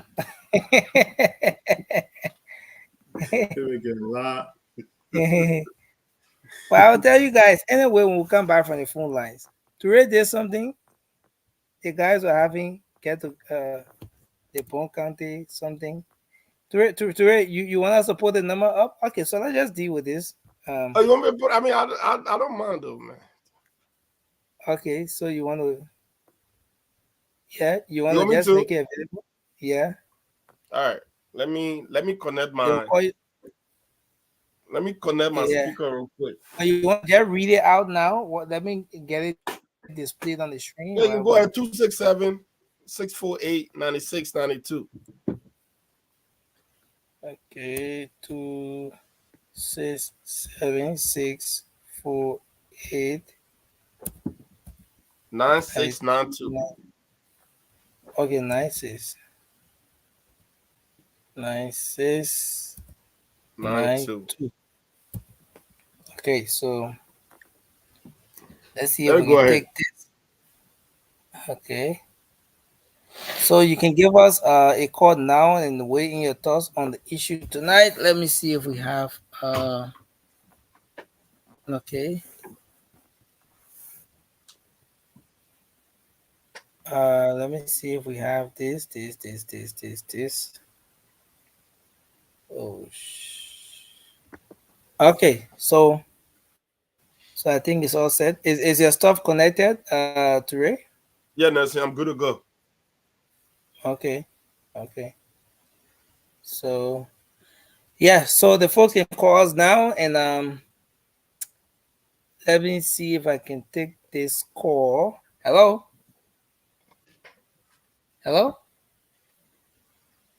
Okay, we lost this person. Right here. And let's see if we can take another one from this end. Hello. What's going on here? It says my WhatsApp is filled, so I will have to. Okay, I'll have to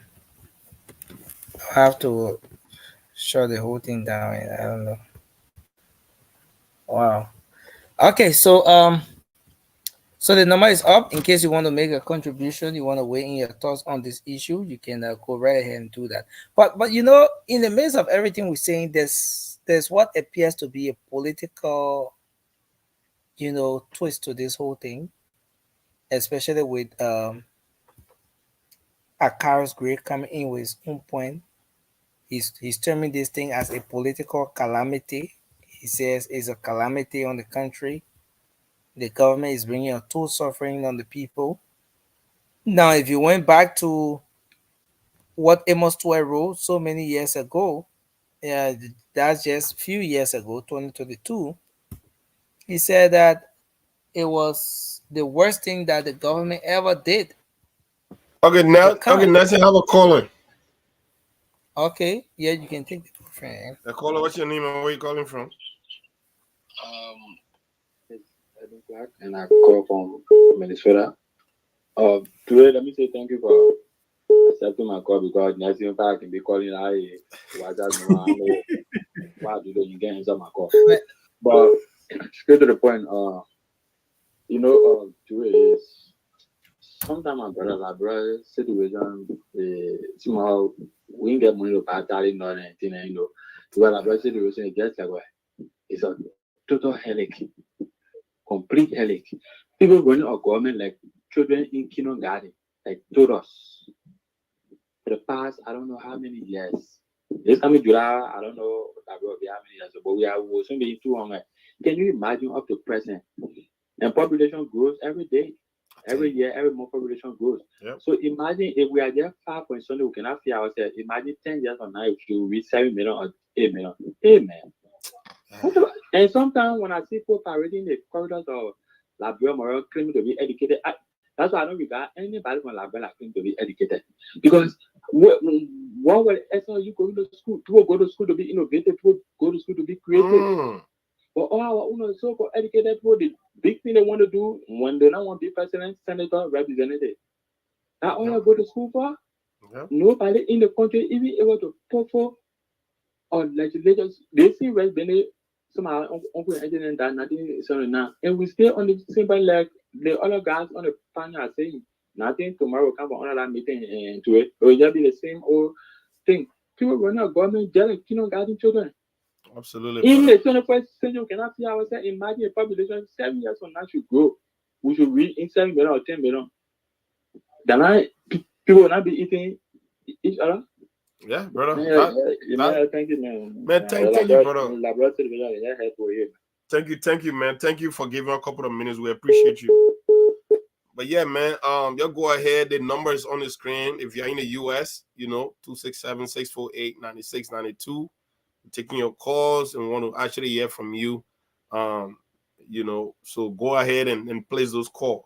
But Nelson, I mean, the gentleman made some great points, man. I mean, we talking about a country that will soon be 200 years old, and we can't even produce 200 bag of rice.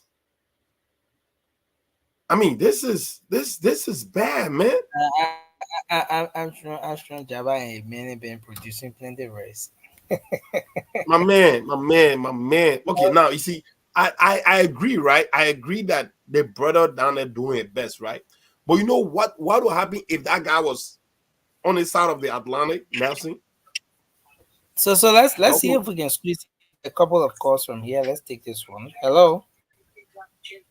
Yeah, Nelson, how you doing? Yes, sir. We okay. Let's hear you.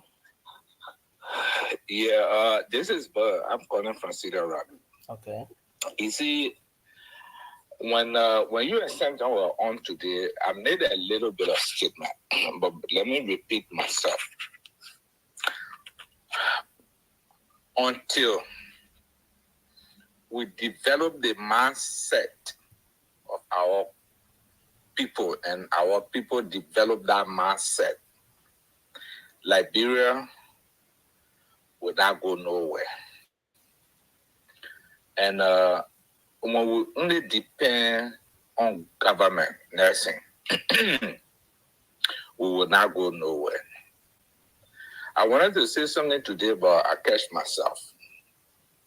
In a few months from now,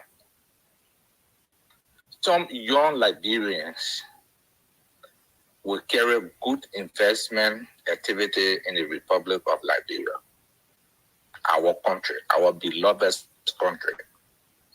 They will see young progressive, not the old progressive who only believe in government work. Why people pack themselves in Monrovia? Why?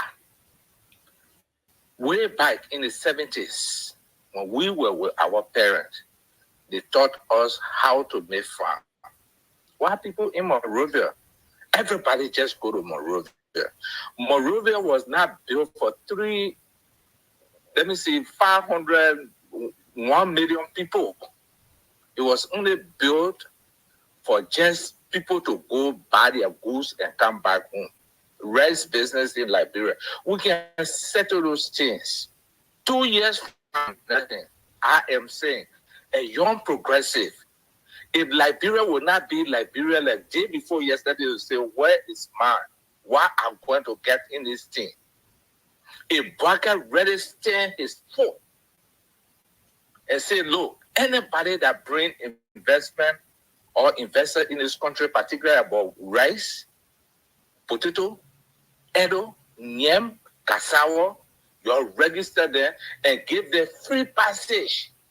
Let them go. Liberia will be developed and the rice business will be cut off in 3 years.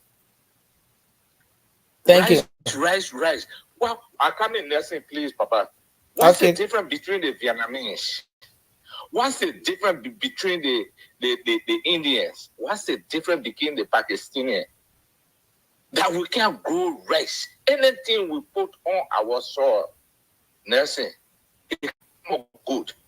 Look, for me, common things that people used to plant way back in the 70s, they call sorghum. If any of you that they know about sorghum, in my dad they call it clan. We used to eat it. It's a wheat. People are making money out of that thing. Our country. I tested it on my farm. I send you my farm picture. I tested it, and I will send it to you again. That thing make money. That where America make money, they do all the liquor. Look, next thing, man, our country will be good if the government gave the opportunity to the young progressive that want to build Liberia in the 21st century we're in. 2 years from now, Liberia will be out of their rice business. Thank you, man. Thank you for having me. Thanks. Thank you very much. Nancy, I got a call on the line. Okay, go ahead. Yeah, caller, go ahead. What's your name and where you calling from? My name is Gabriel Boyman, last name. I usually chat, but I'm a farmer at heart, right? Okay. I grew up partly in Monrovia and then in the interior. So I think the issue about rice in Liberia is it has been politicized and which has not been very helpful. You know, it's about food security. This is not a political issue. We've been dealing with this problem forever. Why are we allowing politicians to play politics with food security? That's what really hurts my feeling. And some of us abroad, we know one or two things about farming, right?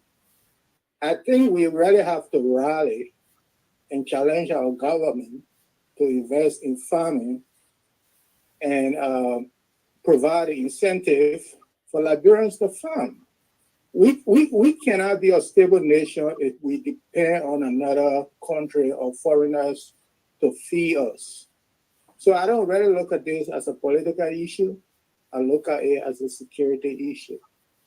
So we have to understand it like that. I mean, I don't like when politicians come and talk about, the government. The government doesn't have the potential to feed all Liberians. But the government can provide a means by which Liberians can feed themselves. And that's why we need to be focused on. So I'm going to start right there. I mean, I normally don't call I chat, but this is something that is very close to my heart because I am really a farmer at heart, you know. So I don't like people to food security and all that stuff because it has the potential to destabilize our country. It does. Thank you very much for your contribution. We really appreciate you. Thank you very much for taking my call. You're welcome. Bye. Did the caller say he's shy and he's a farmer at heart? Yeah, they call obviously. You know, Nelson, we got a lot of professional people that really don't like to participate in this, you know, in an open, you know, format of, you know what I mean? But there are a lot of them that has so much a lot to sort of like bring to the table. I have another caller on this. Okay. Welcome, Amy. Good. Caller, what's your name and where you calling from? Hello. Hello. Yeah, I'm calling from Philly. I'm Mike Ward. Hey, Mike. Thanks for making a call, man. What's your position? Well, okay, we know that the rice business is an issue, right? The problem with Liberia is us. It's nobody else. Mm-hmm. It's nobody else. Yes. It's like I'm looking at Nelson doing certain thing, and I see Nelson doing certain thing, and I learn from Nelson. But we refuse to see what is right and always do what is wrong. We all got the same five senses. What is it that the other countries are doing that we cannot do? You just tell me why. I mean, Liberia is just another country that, I mean, I don't know whether I swear, but it's something that we can understand. And we got a lot of churches in our country more than anything else. Yeah, man. It's painful, you know, it's painful. It is painful. It is painful. And I hope our government too listening. Yeah, brother. Yeah, man. Because I'm feeling the pain. Let me just leave it. Thank you. Thank you, brother. Thank you so very much, Mike. Thanks for contributing. All right. Okay, bye-bye. Bye.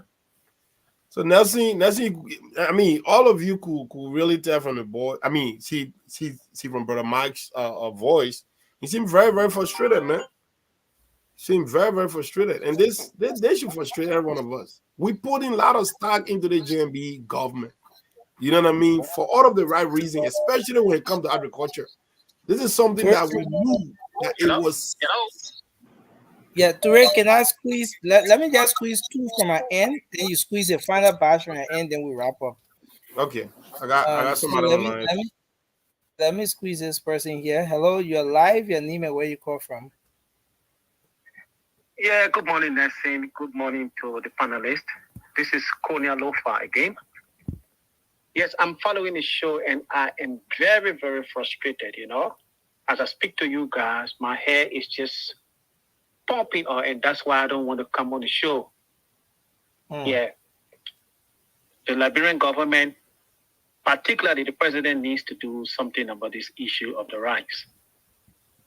Because if not, it is going to drag him into serious problem. Well, Konya, don't you think it's still early? It's still too early. The government is just 4 months It's old. never early. He knew. This man has been in government. You know, nursing. I'm not president. I'm not a person who gets friendly with president. You can be my father. You can be my mother. I'm never friendly with a president. You see, George Weah, I'm the one that threatened George Weah. And I'm never president. I'm never ever friendly with a president. If you do the right thing, I stand with you. If you do not do the right thing, I do not stand with you. This government must get serious. And, you know, there are plenty of protests. I listened to Soup yesterday in the press conference.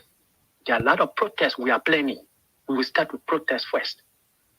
Oh, this government must so bring the price you of buy the the rice plenty. down.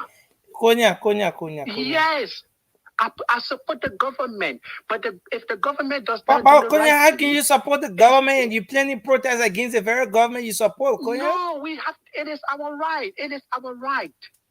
It is our right. Next thing, it doesn't mean that if I support you and you go wrong. Is this a Konya who was on the show and supporting JMB just a few months ago? Is this the real Konya from the UK? President. But if JMB government is not doing the right thing, we will call for protest. You know that I'm supportive of this president. I'm in support of this president, but his government, if his government does not do the right thing for the Liberian people, I will be one of those. Konya, someone is support asking you, protest. someone is saying, instead of planning protest, the energy you want to put in protest, why not use that energy to support farming activities in the country for people to go and play football. You're right, Jennifer. If you wanted to go protest, the time and energy, why not divert it to productivity? No, all of you on the panel, all of you as panelists have been saying the same thing over and over. And even the colors, I've been one of those. You understand what I'm saying? This government must commit itself to agriculture. This government must do everything possible because this is the man. Nancy, I don't know whether you were born at that time. 1980. Though appointed him as what? As agriculture minister. This man was a major. Why you guys always let it drag me? So this man, this president needs to put himself together. This man needs to tie his waist to bring about a very vibrant. Somebody say you not get job in the government. Why you talking all that in here? Somebody say you.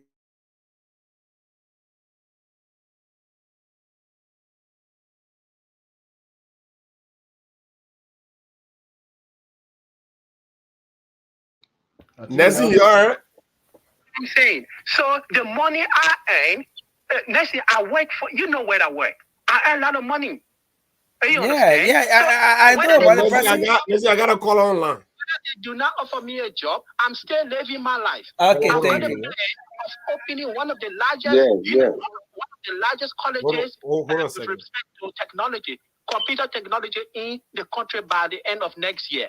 You understand? Because I'm planning to move back to Liberia next year. You understand? So I am not here picking money, you know, or let's say begging people for what I eat.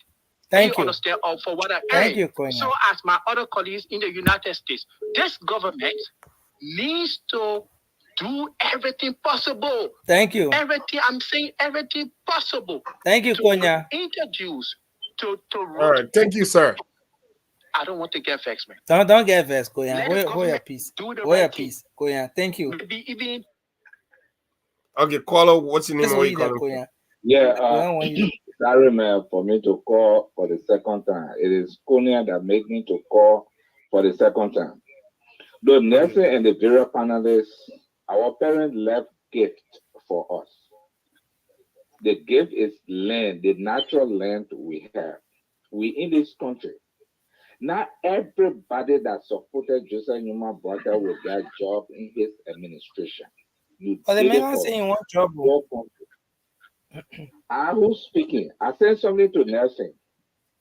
That will be the leading product, the leading crops in Liberia 2 years or 1.5 years or 6 months to come. Why now we go on a farm? Why now we go on our parent land? Yam. Common yam, edo, potato, plantain. Why now we go at least plant about 2-3 acres? Me that's speaking to you. Thank you. Most of the pictures from my farm. I'm in this country. I work for $15 and some cents, but I have 90 acres playing with social cocoa. I'm doing it for my children's future. I'm doing it for my retirement. Everybody that supported Joseph Numa Boakai will never get a job in Joseph Boakai administration. Why now we turn back to the soil? I see Liberians, the young folks, we who the older people, we're doing it. Why now you people? Come on now. Not get the whole Thank you, sir. 4 months in this administration, Joseph Boakai must clean Liberia and make Liberia like America.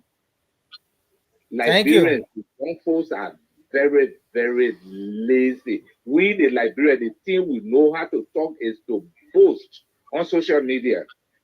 But we have no tangible to prove or to show to the Thank other you, sir. world that Thank we been there for 170, I would say 177 years, few months to come.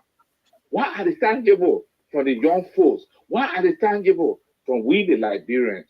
Thank you, sir. Thank you very much. Thank you. Thank you, man. When we're ready to take this thing, it will go farther than what we don't expect to say on social media. Y'all are calling from Liberia. Thank you.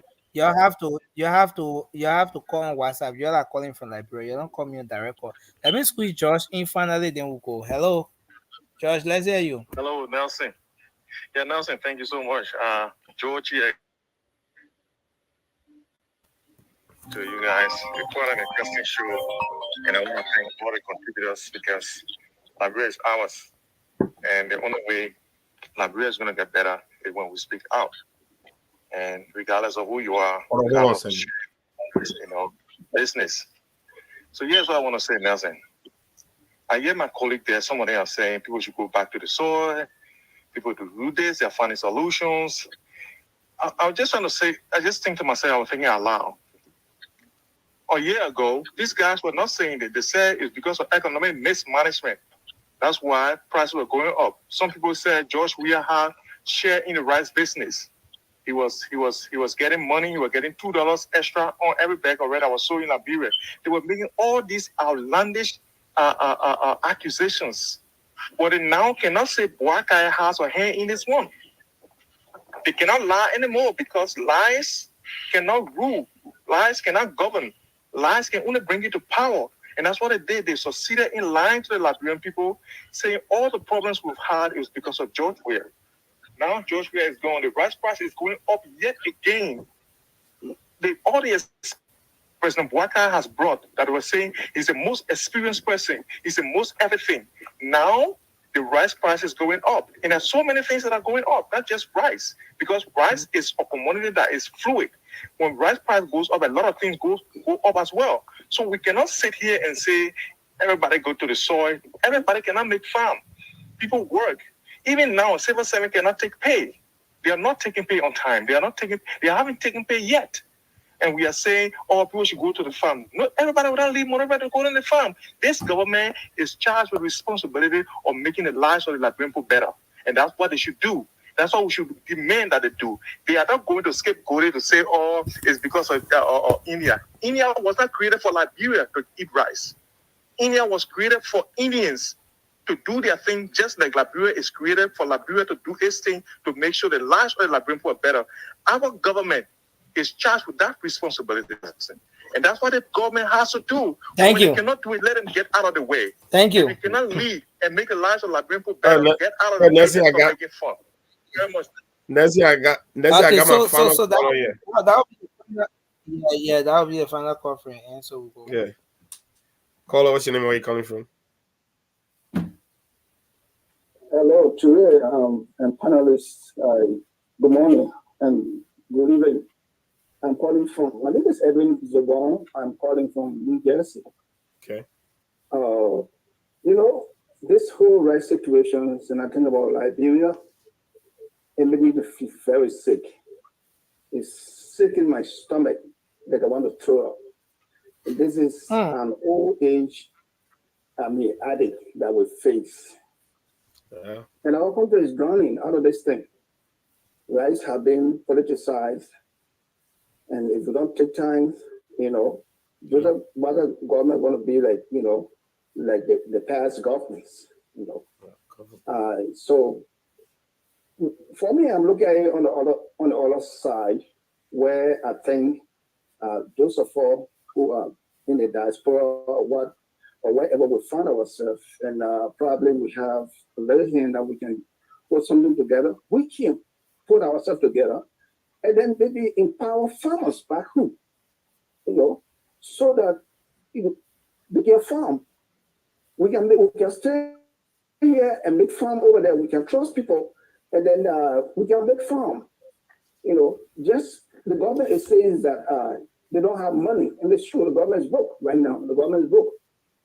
But those of us in the diaspora, we can put ourselves together and see if we can organize, a group back home to start farming.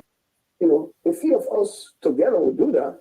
I think, for 1 or 2 years' time, we'll be self-sufficient in rice production.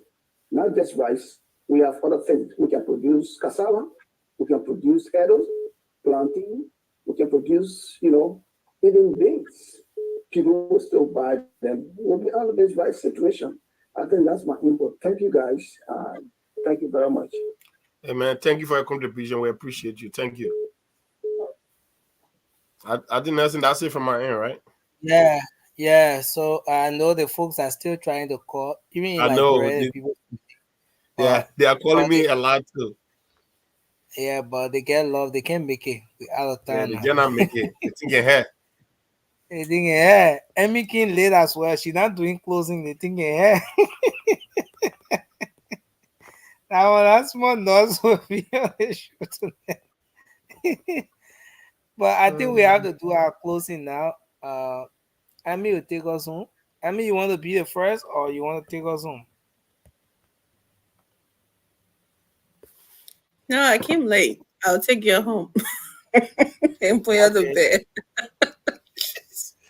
You know, she's okay. So let's start from Yafanda. Then we just follow the queue. Yafanda, Vasco. Well, it was a beautiful show. We have listened to the callers and everybody giving their input. You see, all of us are fighting for the same country. All of us are just saying the same thing but different ways. But sometimes we have to ask how and why questions. So many of us, as I said, I began with my statement before, a lot of people were against me. We have to understand that the government do not even have the funding. I'm not a United Partition, neither CDC. I do not vote, so I don't even care who could win. At the end of the day, Liberian people make their decision. But then we have to look at things how it comes our way. This have been 4 months. Okay, if this government have gone for 4 months, then we expect that the government should just make Liberia as heaven, because everything should be the government. The government, some people are saying that, okay, the government have money. Where the government have money? The government do not have money. Yes, so we're not thinking about what we can do for our country, but we're just thinking like the government should be able to do everything. So I will continue to say we have to go back to the soil. Some people don't agree with that statement about going back to the soil, but one of the callers said a lot of people just partying in Monrovia. Some of those people could have been somewhere else that their life would be better. Some people live in Foya, their life is better than some people who live in Monrovia. Some people live in Vanjama, their life better than some people who live in Monrovia. And guess what? Some people live in Liberia, their life is better than those who live in America. Some people. So life just goes different ways. But at the end of the day, you have to sit down and study your life and choose the path you want to take. So I just stand by my word that we have to go back to the soil. We have to produce. If you even cannot do the commercial farming, do subsistence farming, that you should be able to feed you and your family. So by that time, that number have been cut down. You are not going to the market anymore to buy rice. And then if Liberians are producing their own rice, 50% of Liberians are buying Liberian rice, Indian people will be forced to bring that price down. Because why? They are not getting more customer like before. But now it's a disgrace to Liberian people for somebody to call you and say, come, let us discuss about your own food because you cannot produce your own food for yourself. Let us come and discuss.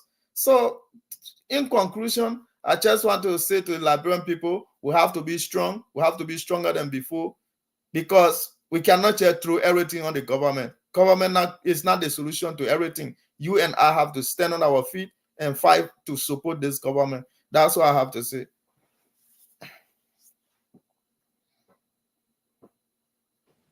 Okay. I mean, it was a good show. And I just sit here today. I don't want to talk too much. I just enjoy the callers and enjoy you guys. We are getting there. I told you people there will come a time, some of y'all run away from the show. We gotta be nothing to defend.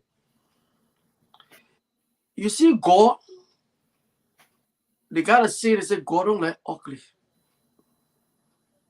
When we're telling you, yeah, we're crying. You stop the lie. You lie to the Liberian people. Now you in power now. The lies you gave the people buy those lies. They gave you power.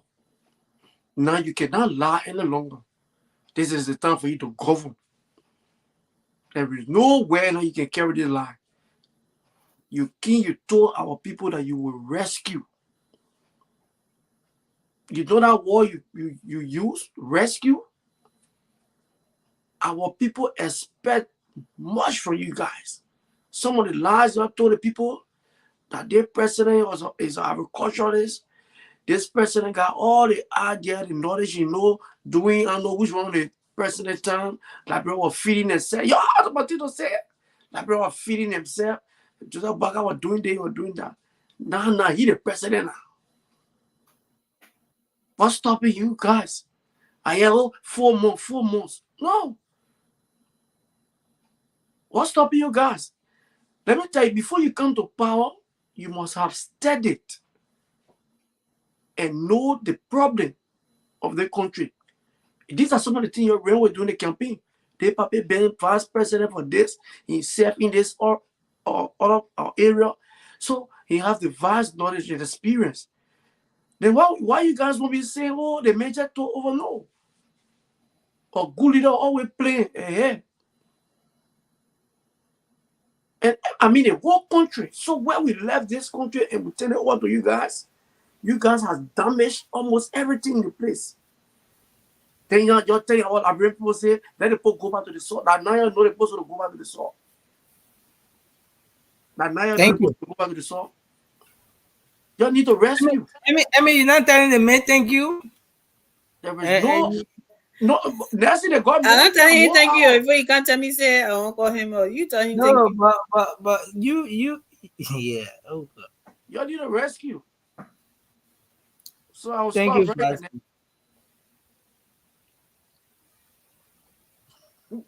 Rescue. Yeah, thank you. Let me begin by saying thanks to all of the caller panelists, those who commenting. I mean, everybody that contributing to was the conversation. I think we are getting there as Liberian.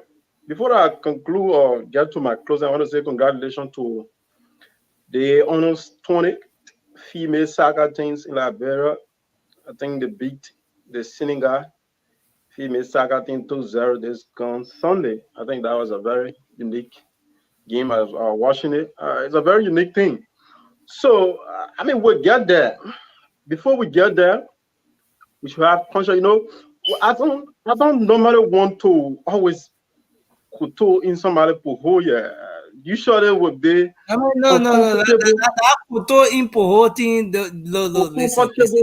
uncomfortable conversation that people thing there, you gotta break it down. I beg you, we got all money that falling this year.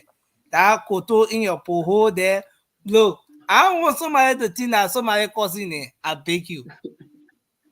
Nancy, you gotta give me 10. No time, go home.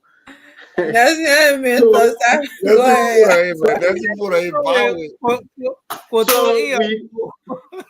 It means, I think I understand what he said. He don't want to pull hole in somebody's lives, right? No, Emmy. Nancy got a usual behavior of drama. No, the guy trying to confuse us, but go ahead.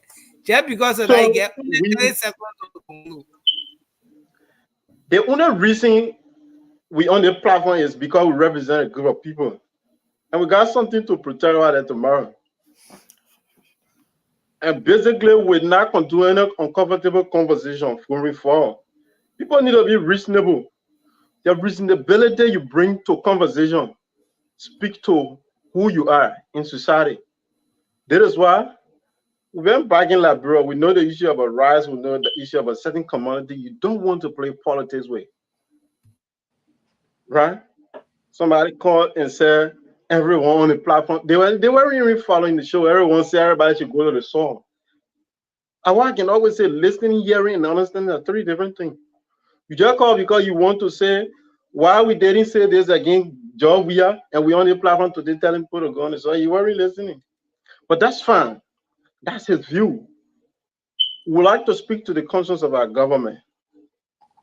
As we made progress, there's no room for what they did or what we inherited. Like I can always say, we will always be reasonable as to what we criticize on the platform. Not everyone in the face of political pundit who want to gain some political revenue, and that's the usual Liberian politics. Not everything we criticize, yeah, because it is not reasonable. It hasn't reached the stance of and falling for the usual propaganda. But this rest issue should be addressed. The budget in line with agriculture is now ambiguous when it comes to achieving what we are to do as rescuers, as in line with the agenda, RS. Let's be serious with some of those business things. We understand there's a constraint.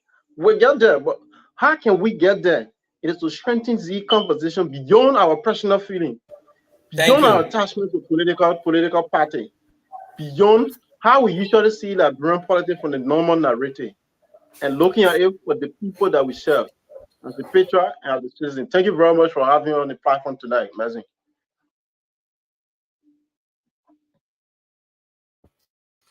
Yeah, Nelson, as always, thank you so very much, brother. Thank you for your time, for your sacrifices. Vasco, brother, I want you to pump a break on your victory lap. This is not in any way you being exonerated. Thank you. From what you've been telling Liberian people. All right? This is not a win. Our criticism of President Boakai should not be in any way, a celebration for you seditions to feel like you guys being sort of like exonerated. Yes, nah, bro, go sit in your corner, right? Go sit in your corner and play some Lulu. Or better yet, go start making some music. Like I saw President George Manning, we had this going on in the church. But look, that's for another topic for another day. Alfred, brother, you're absolutely right when you say we should return back to the soil. Guess what? The president who actually echoed that scene, statement was President Doe, right? He was intentional about that, by the way. You could see Doe on his farm, doing all of this is producing, right? I mean, that's what was that Doe or Tubber or Tubman? Doe, President Doe, DOE. Yeah, Amy, I'm very, very, I've done my research. Time, You know what I mean? Yeah, that was during the beginning of my time. But look, let me say this. If you're gonna say something worse, should come with action. It's good. A lot of people can write. They can write all these beautiful things and put it out there. But when you tell them let's go and implement it, that's the problem. But they are very good at saying it. The arrest agenda is a beautiful, comprehensive written document. Anybody, you don't need to be a scholar to read and understand it. Simplicity at its finest. But let's implement it now. That's what we're talking about. We see countries, look at Rwanda. I mean, these are countries that we saw getting themselves up from the bootstraps, getting themselves where they are today. The evolution of Rwanda have not lasted for 30 years, my people. Liberia been in this thing for 100 and plus years. Look at what that man was able to do for his country. Don't tell me the poor over there are smarter than us. We have the blueprint. We've been there. But you know what it is? It's a lack of interest. It's a lack of prioritizing what needs to be prioritized. That's the problem we have as a country. Don't tell us Liberians are lazy. I disagree with that caller that says Liberians are lazy. We are not lazy people. We are people that are waiting for opportunity to be given to us. Show that you want us to do better. Then we'll show you that, yes, indeed, the manpowers are there to do it. But the politicians, they don't have any interest in that. They rather have us standing at their door, like the other politicians all said it last time, that they should increase their salary because people go standing at their door every morning to beg for handouts. So her justification of increasing her salary was based on that. Joy Howard Taylor, she literally had the audacity to go in front of plenary that they should increase their salary because people going always in the morning to go beg them. If you fail to provide opportunity for people, guess what? They'll go to your door. That's what it is. Liberians were not like this before, prior to the Civil War. People have pride. People work. So at the end of the day, this thing is not about Liberians. People keep saying it's like no. A lack is policy making, a lack of interest from the people on top, because policy and direction of a nation trickle down from the people at top. They make the decision. They do everything, and that trickle down effects will then come to the people on the ground. So if they're not making any better decision up there, guess what? People at the bottom not going to do anything. Leave some for tomorrow. Leave some for tomorrow. All right. So I'm gonna leave something for tomorrow, like Thank my you, brother said. You know, I think he has the right to tell me that, because he actually banned off the platform for 4 months. You know, so he's just coming back and give that answer. Said he haven't been 4 months there. Bro, they say Jeremy became president. Send it back gone, bro. Come on, Amy. No. Yes. No, that's not true. All right. You were in Liberia, so you were here. Nelson, you're giving them more time. All right, guys. Vasco, just mute yourself, bro. Vasco, just mute. Thank you. But anyway, just to do my closing, I would like to tell bro Vasco, we are not, our head are not stuck in the sand. So you can say it will come a time that's not, will run away from the show because that's not going to defend. As you can see, we told the Liberian people that the Sakima Tree boys had to go. And we are now criticizing the government that we brought into power. So that tell us we are for the Liberian people, not just hail the king. No. That's why you guys will never see the executive mansion again, unless you're walking there, you'll take a picture or somebody carrying it on the wall. But to live there as the president, George Weah will never be president again. Because all of y'all just follow the leader, follow the leader. Hey, that's what y'all doing. Nothing you have to offer the Liberian people. But for us, we'll criticize President Bouaga every step of the way when he doesn't do the right thing for the Liberian people. So we will always be here. Because in the good times, we'll be here. In the bad times, we'll be here. But for some of us that are not just stuck in the sand, but people that always come here and talk about, this fire situation in Liberia. And because of that, we are still raising funds and purchasing smoke alarm to send to Liberia. And I'm going to be raffling at my brand new PlayStation 5. Brand new PlayStation 5. So every penny raised from this raffle will go to buy smoke alarm to send to Liberia. And the way to win this PlayStation 5 is to join the raffle by paying at least $50. And you know PlayStation 5 is expensive. But $50 per person, I need a minimum of 25 people. Minimum of 25 people to join the raffle. And we'll pick the winner live on the late night show this Saturday coming up. So every penny, I need more than 25 people. But I said the minimum if we reach the number. Yeah, that if it will reach 25. It will reach 24 on Saturday. I will send everybody their money back. But minimum of 25 people, $50 per person, and the winner will be picked live on the Saturday late night show. We're raising money. I need about 50 people. I need about 100 people, because every penny raised from this raffle will purchase more smoke alarm to send to Liberia. People's houses are burning every day. We know the smoke alarm will not prevent the fire, but most of the people that die in the fire is because they did not have any early warning sign.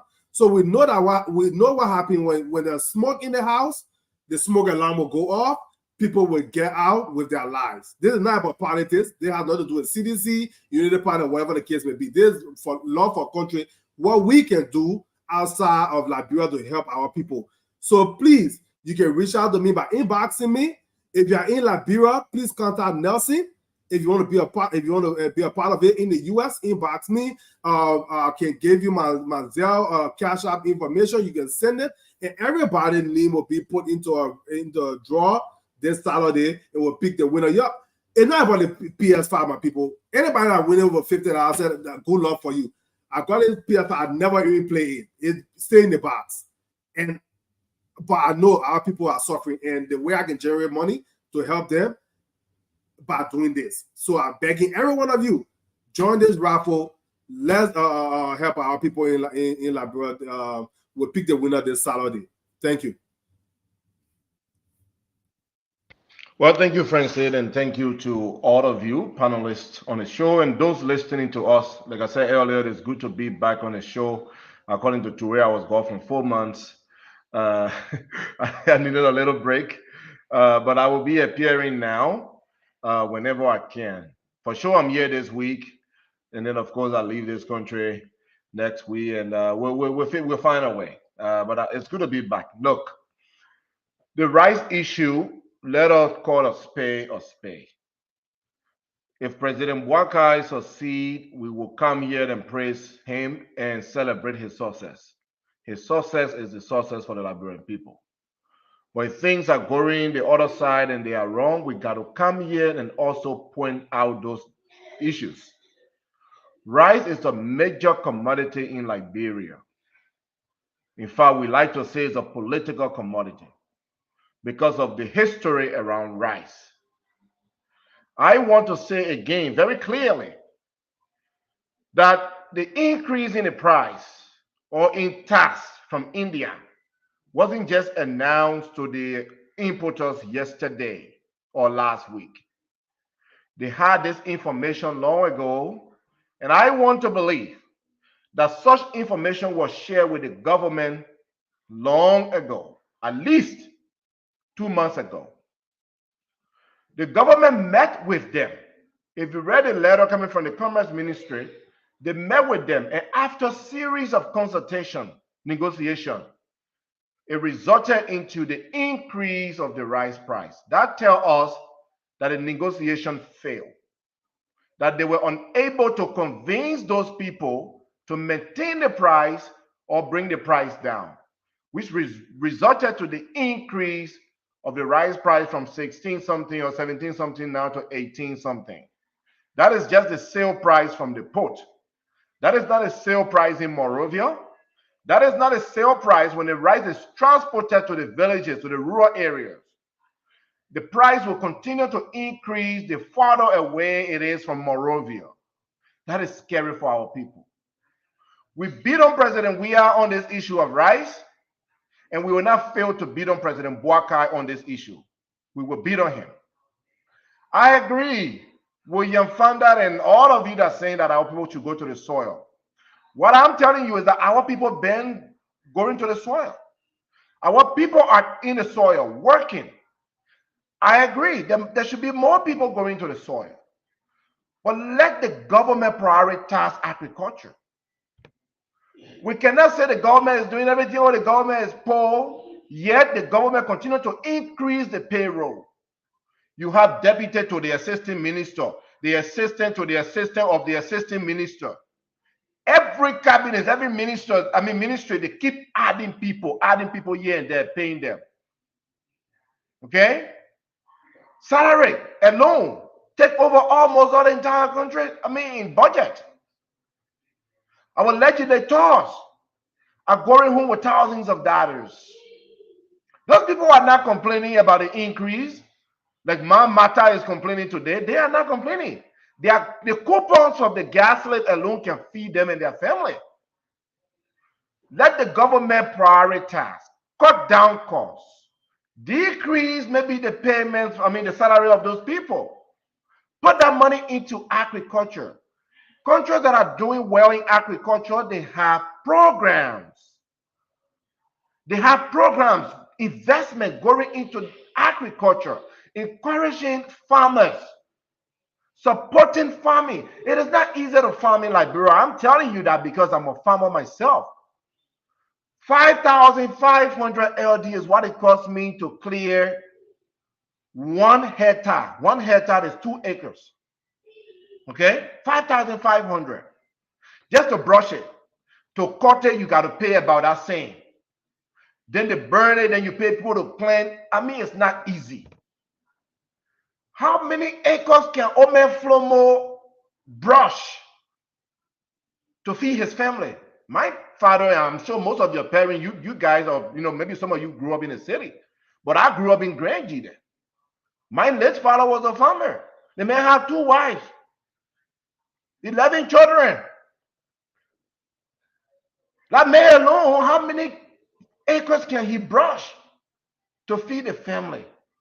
And that's the situation of a lot of people in And the the woman villages. asked his wife. And we are saying, oh, get to the soil. Our people been using their hands for many years, yet nothing to show. We are asking our government, buy the materials, invest into agriculture, encourage the people by investing in agriculture, giving them the tools they need to get into the soil to get the work done. Armstrong Jabba has proven to you that we can grow rice. The brother is saying every month he's harvesting. But he wants to make that bigger. All he's asking his government is support me in the process. I can pay you back the money. Support me in the process. Instead of giving the money to some Indian man, I'm not trying to be racist here. No, you're not. Begging them to bring rice into Liberia, giving them incentive. Give me part of that money, empower me, and I can produce the rice right here in Liberia to feed our people. Mm-hmm. It's a great show. When President Bouakai is doing well, we celebrate him. Some of you in the comment section are saying it's too early. There is nothing early. This is the government of experienced people. They said we have the know-how. We've been in government for over 40 some more years. We can do this thing. You move the George Weah guy. We came here. We were here every night. George Weah go. George Weah go. Waka came now. Our people right price is going up. They all say we should give them more time. Good night. Okay, Mr. Sandy. Sandy come with fire. So listen, Mr. Sandy, I don't care how experienced a person is. 4 months, yeah, I'll just leave it there. But so Liberian people, I know my brother Tigray already said this, but I'm gonna reiterate it because I already written it down as my note, right? That every one of us came here to support the Joe Bouakai, right? Or the rescue train, whatever. Us coming back here and criticizing and saying stuff that we are dissatisfied with doesn't mean in any way that we would have preferred we had to stay in power. Any day. The Nigerian people can do that, God forbid. Okay? We are just different from the other people. That wrong is wrong, right is right. And however we see it, the way I feel is wrong is different from the way my brother Sandy see it, different from the way your founders see it and everybody else. So the victory lap, I think we need to kill that. But no one can tell a hungry man that he's not hungry. The whole narrative of people lying to people and come to power and all of that is a joke. Okay. Nobody can tell a man your stomach full, but somebody comes and tell you, say you're hungry. So get the person out. Then they go to get the person out. You're allowed to come to power. That narrative is no longer, I don't know if it makes sense to anybody, but okay. But if some of us believe that, calling and believe that Indian people rights is for Indian people, the government now should make magic and something that Liberian people. If that was the case, the people know that. They knew that. I don't know why the so-called imaginary 11 million that disappeared, that was so-called giving to rice importers. Why wasn't they giving it to Liberian people to make Liberians rice instead of trying to bring Indian people rice price down and people denying that they didn't get the money? So I know people can want to play politics, and when you're on the other side, you have to do it. And in people, the politician mind, that's what they have to do. But it's gonna something that somebody will come in and tell us, say Indian people rights are for Indian people, Liberian people or something. Okay, then we should have used that money and give it to Liberian people, like everybody had already said, especially Armstrong Jabba, whatever, who is already doing it. Going to you and only asking for $1 million, and you're giving away so-called 11 million that nobody knew where it went. They say it disappeared. The people deny that they receive it. You should have given that man. He asked for $1 million, but if I was you, I would have given him $3 million. Okay, to bring Liberian people rights and leave Indian people rights alone. according to the color. But government, we said people should go back to the soil. Yeah, that is true. But until they can do that, I think our government, and my brother said, he already said, they need to help get them from where they are right now first. Okay, by giving them some kind of assistance. I mean, people have been doing their manual labor work and everything all of our lives. When some of us was little, we seen it back home. And I'm sorry, my son. So it's not, it having been working for the people and to do so much. I mean, the acres, the land, and all of that, and they don't have the money to even have the seeds or all those things, the plant and all of that. So we have to be. This is where agriculture, the minister of agriculture, is supposed to have enough funding to be able to help these people out to get them started. It can be a loan, not free or whatever. At some point, they can be able to pay it back. But we can't just get up and say they should just get up now and go when they haven't been doing that for the longest. Okay, they've been depending on people bringing in food for them. So now, if we, that's what we want. That's what we all want. Even us in the US, yeah, that's what people want to go back home and do all of those things. And the government needs to make the atmosphere, comfortable for people to do stuff like that, and not make it harder and harder and harder. And if they knew about this, like my brother Cindy is saying that about this whole rice price going up and stuff, and they never did something about it in the beginning, that wasn't good at all. It's not a good thing on their part. They should have done something about it. They should try and help our people out. Make like I was watching some video and this lady was like, we need to try and make agriculture look sexy, right? And she explained herself. She said when you look on the books that they put out there for agriculture, you see old people on it, right? Then they're talking about agriculture. We need to go into farming. We need to do this. We need to do that. But some old people on them. He said, why don't you put some young, beautiful women, handsome men on the catalog on it or something, and make these young people see these things and feel like, oh, farming or agriculture is not just for older people; it's for everybody, right? Yeah. So we should do those things instead of us doing it just old people can farm and old people so to go to the farm. Because I mean, believe it or not, some people in Monrovia, that's what they think. They may not know that it's supposed to be something that you do to be food efficient in your country. So it's a good thing that agriculture is brother. And now even in Nigeria, everywhere, that's what people are focusing on now. The world is turning into something else right now. That some of the food that we see, the way it's been processed in places like India and China, it makes you feel like I think it's rather time that we do our own food growing, because it's so much bad stuff that people are doing them for money to process these things and do all of these things. Now government needs to look at those things not just for better food, but for the good health, because you don't know what they are putting in some of these stuff and bringing it in. Good health for our people, for our children, for ourselves.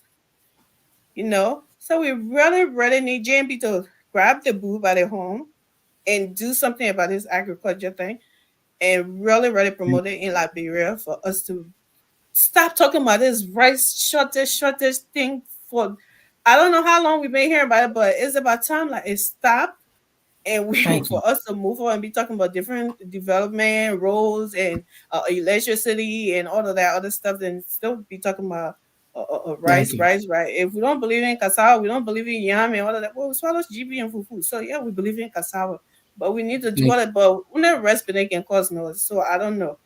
We really need to pay attention to. Oh, I'm sure Jabba. Is that a guy that we're talking about? Yeah.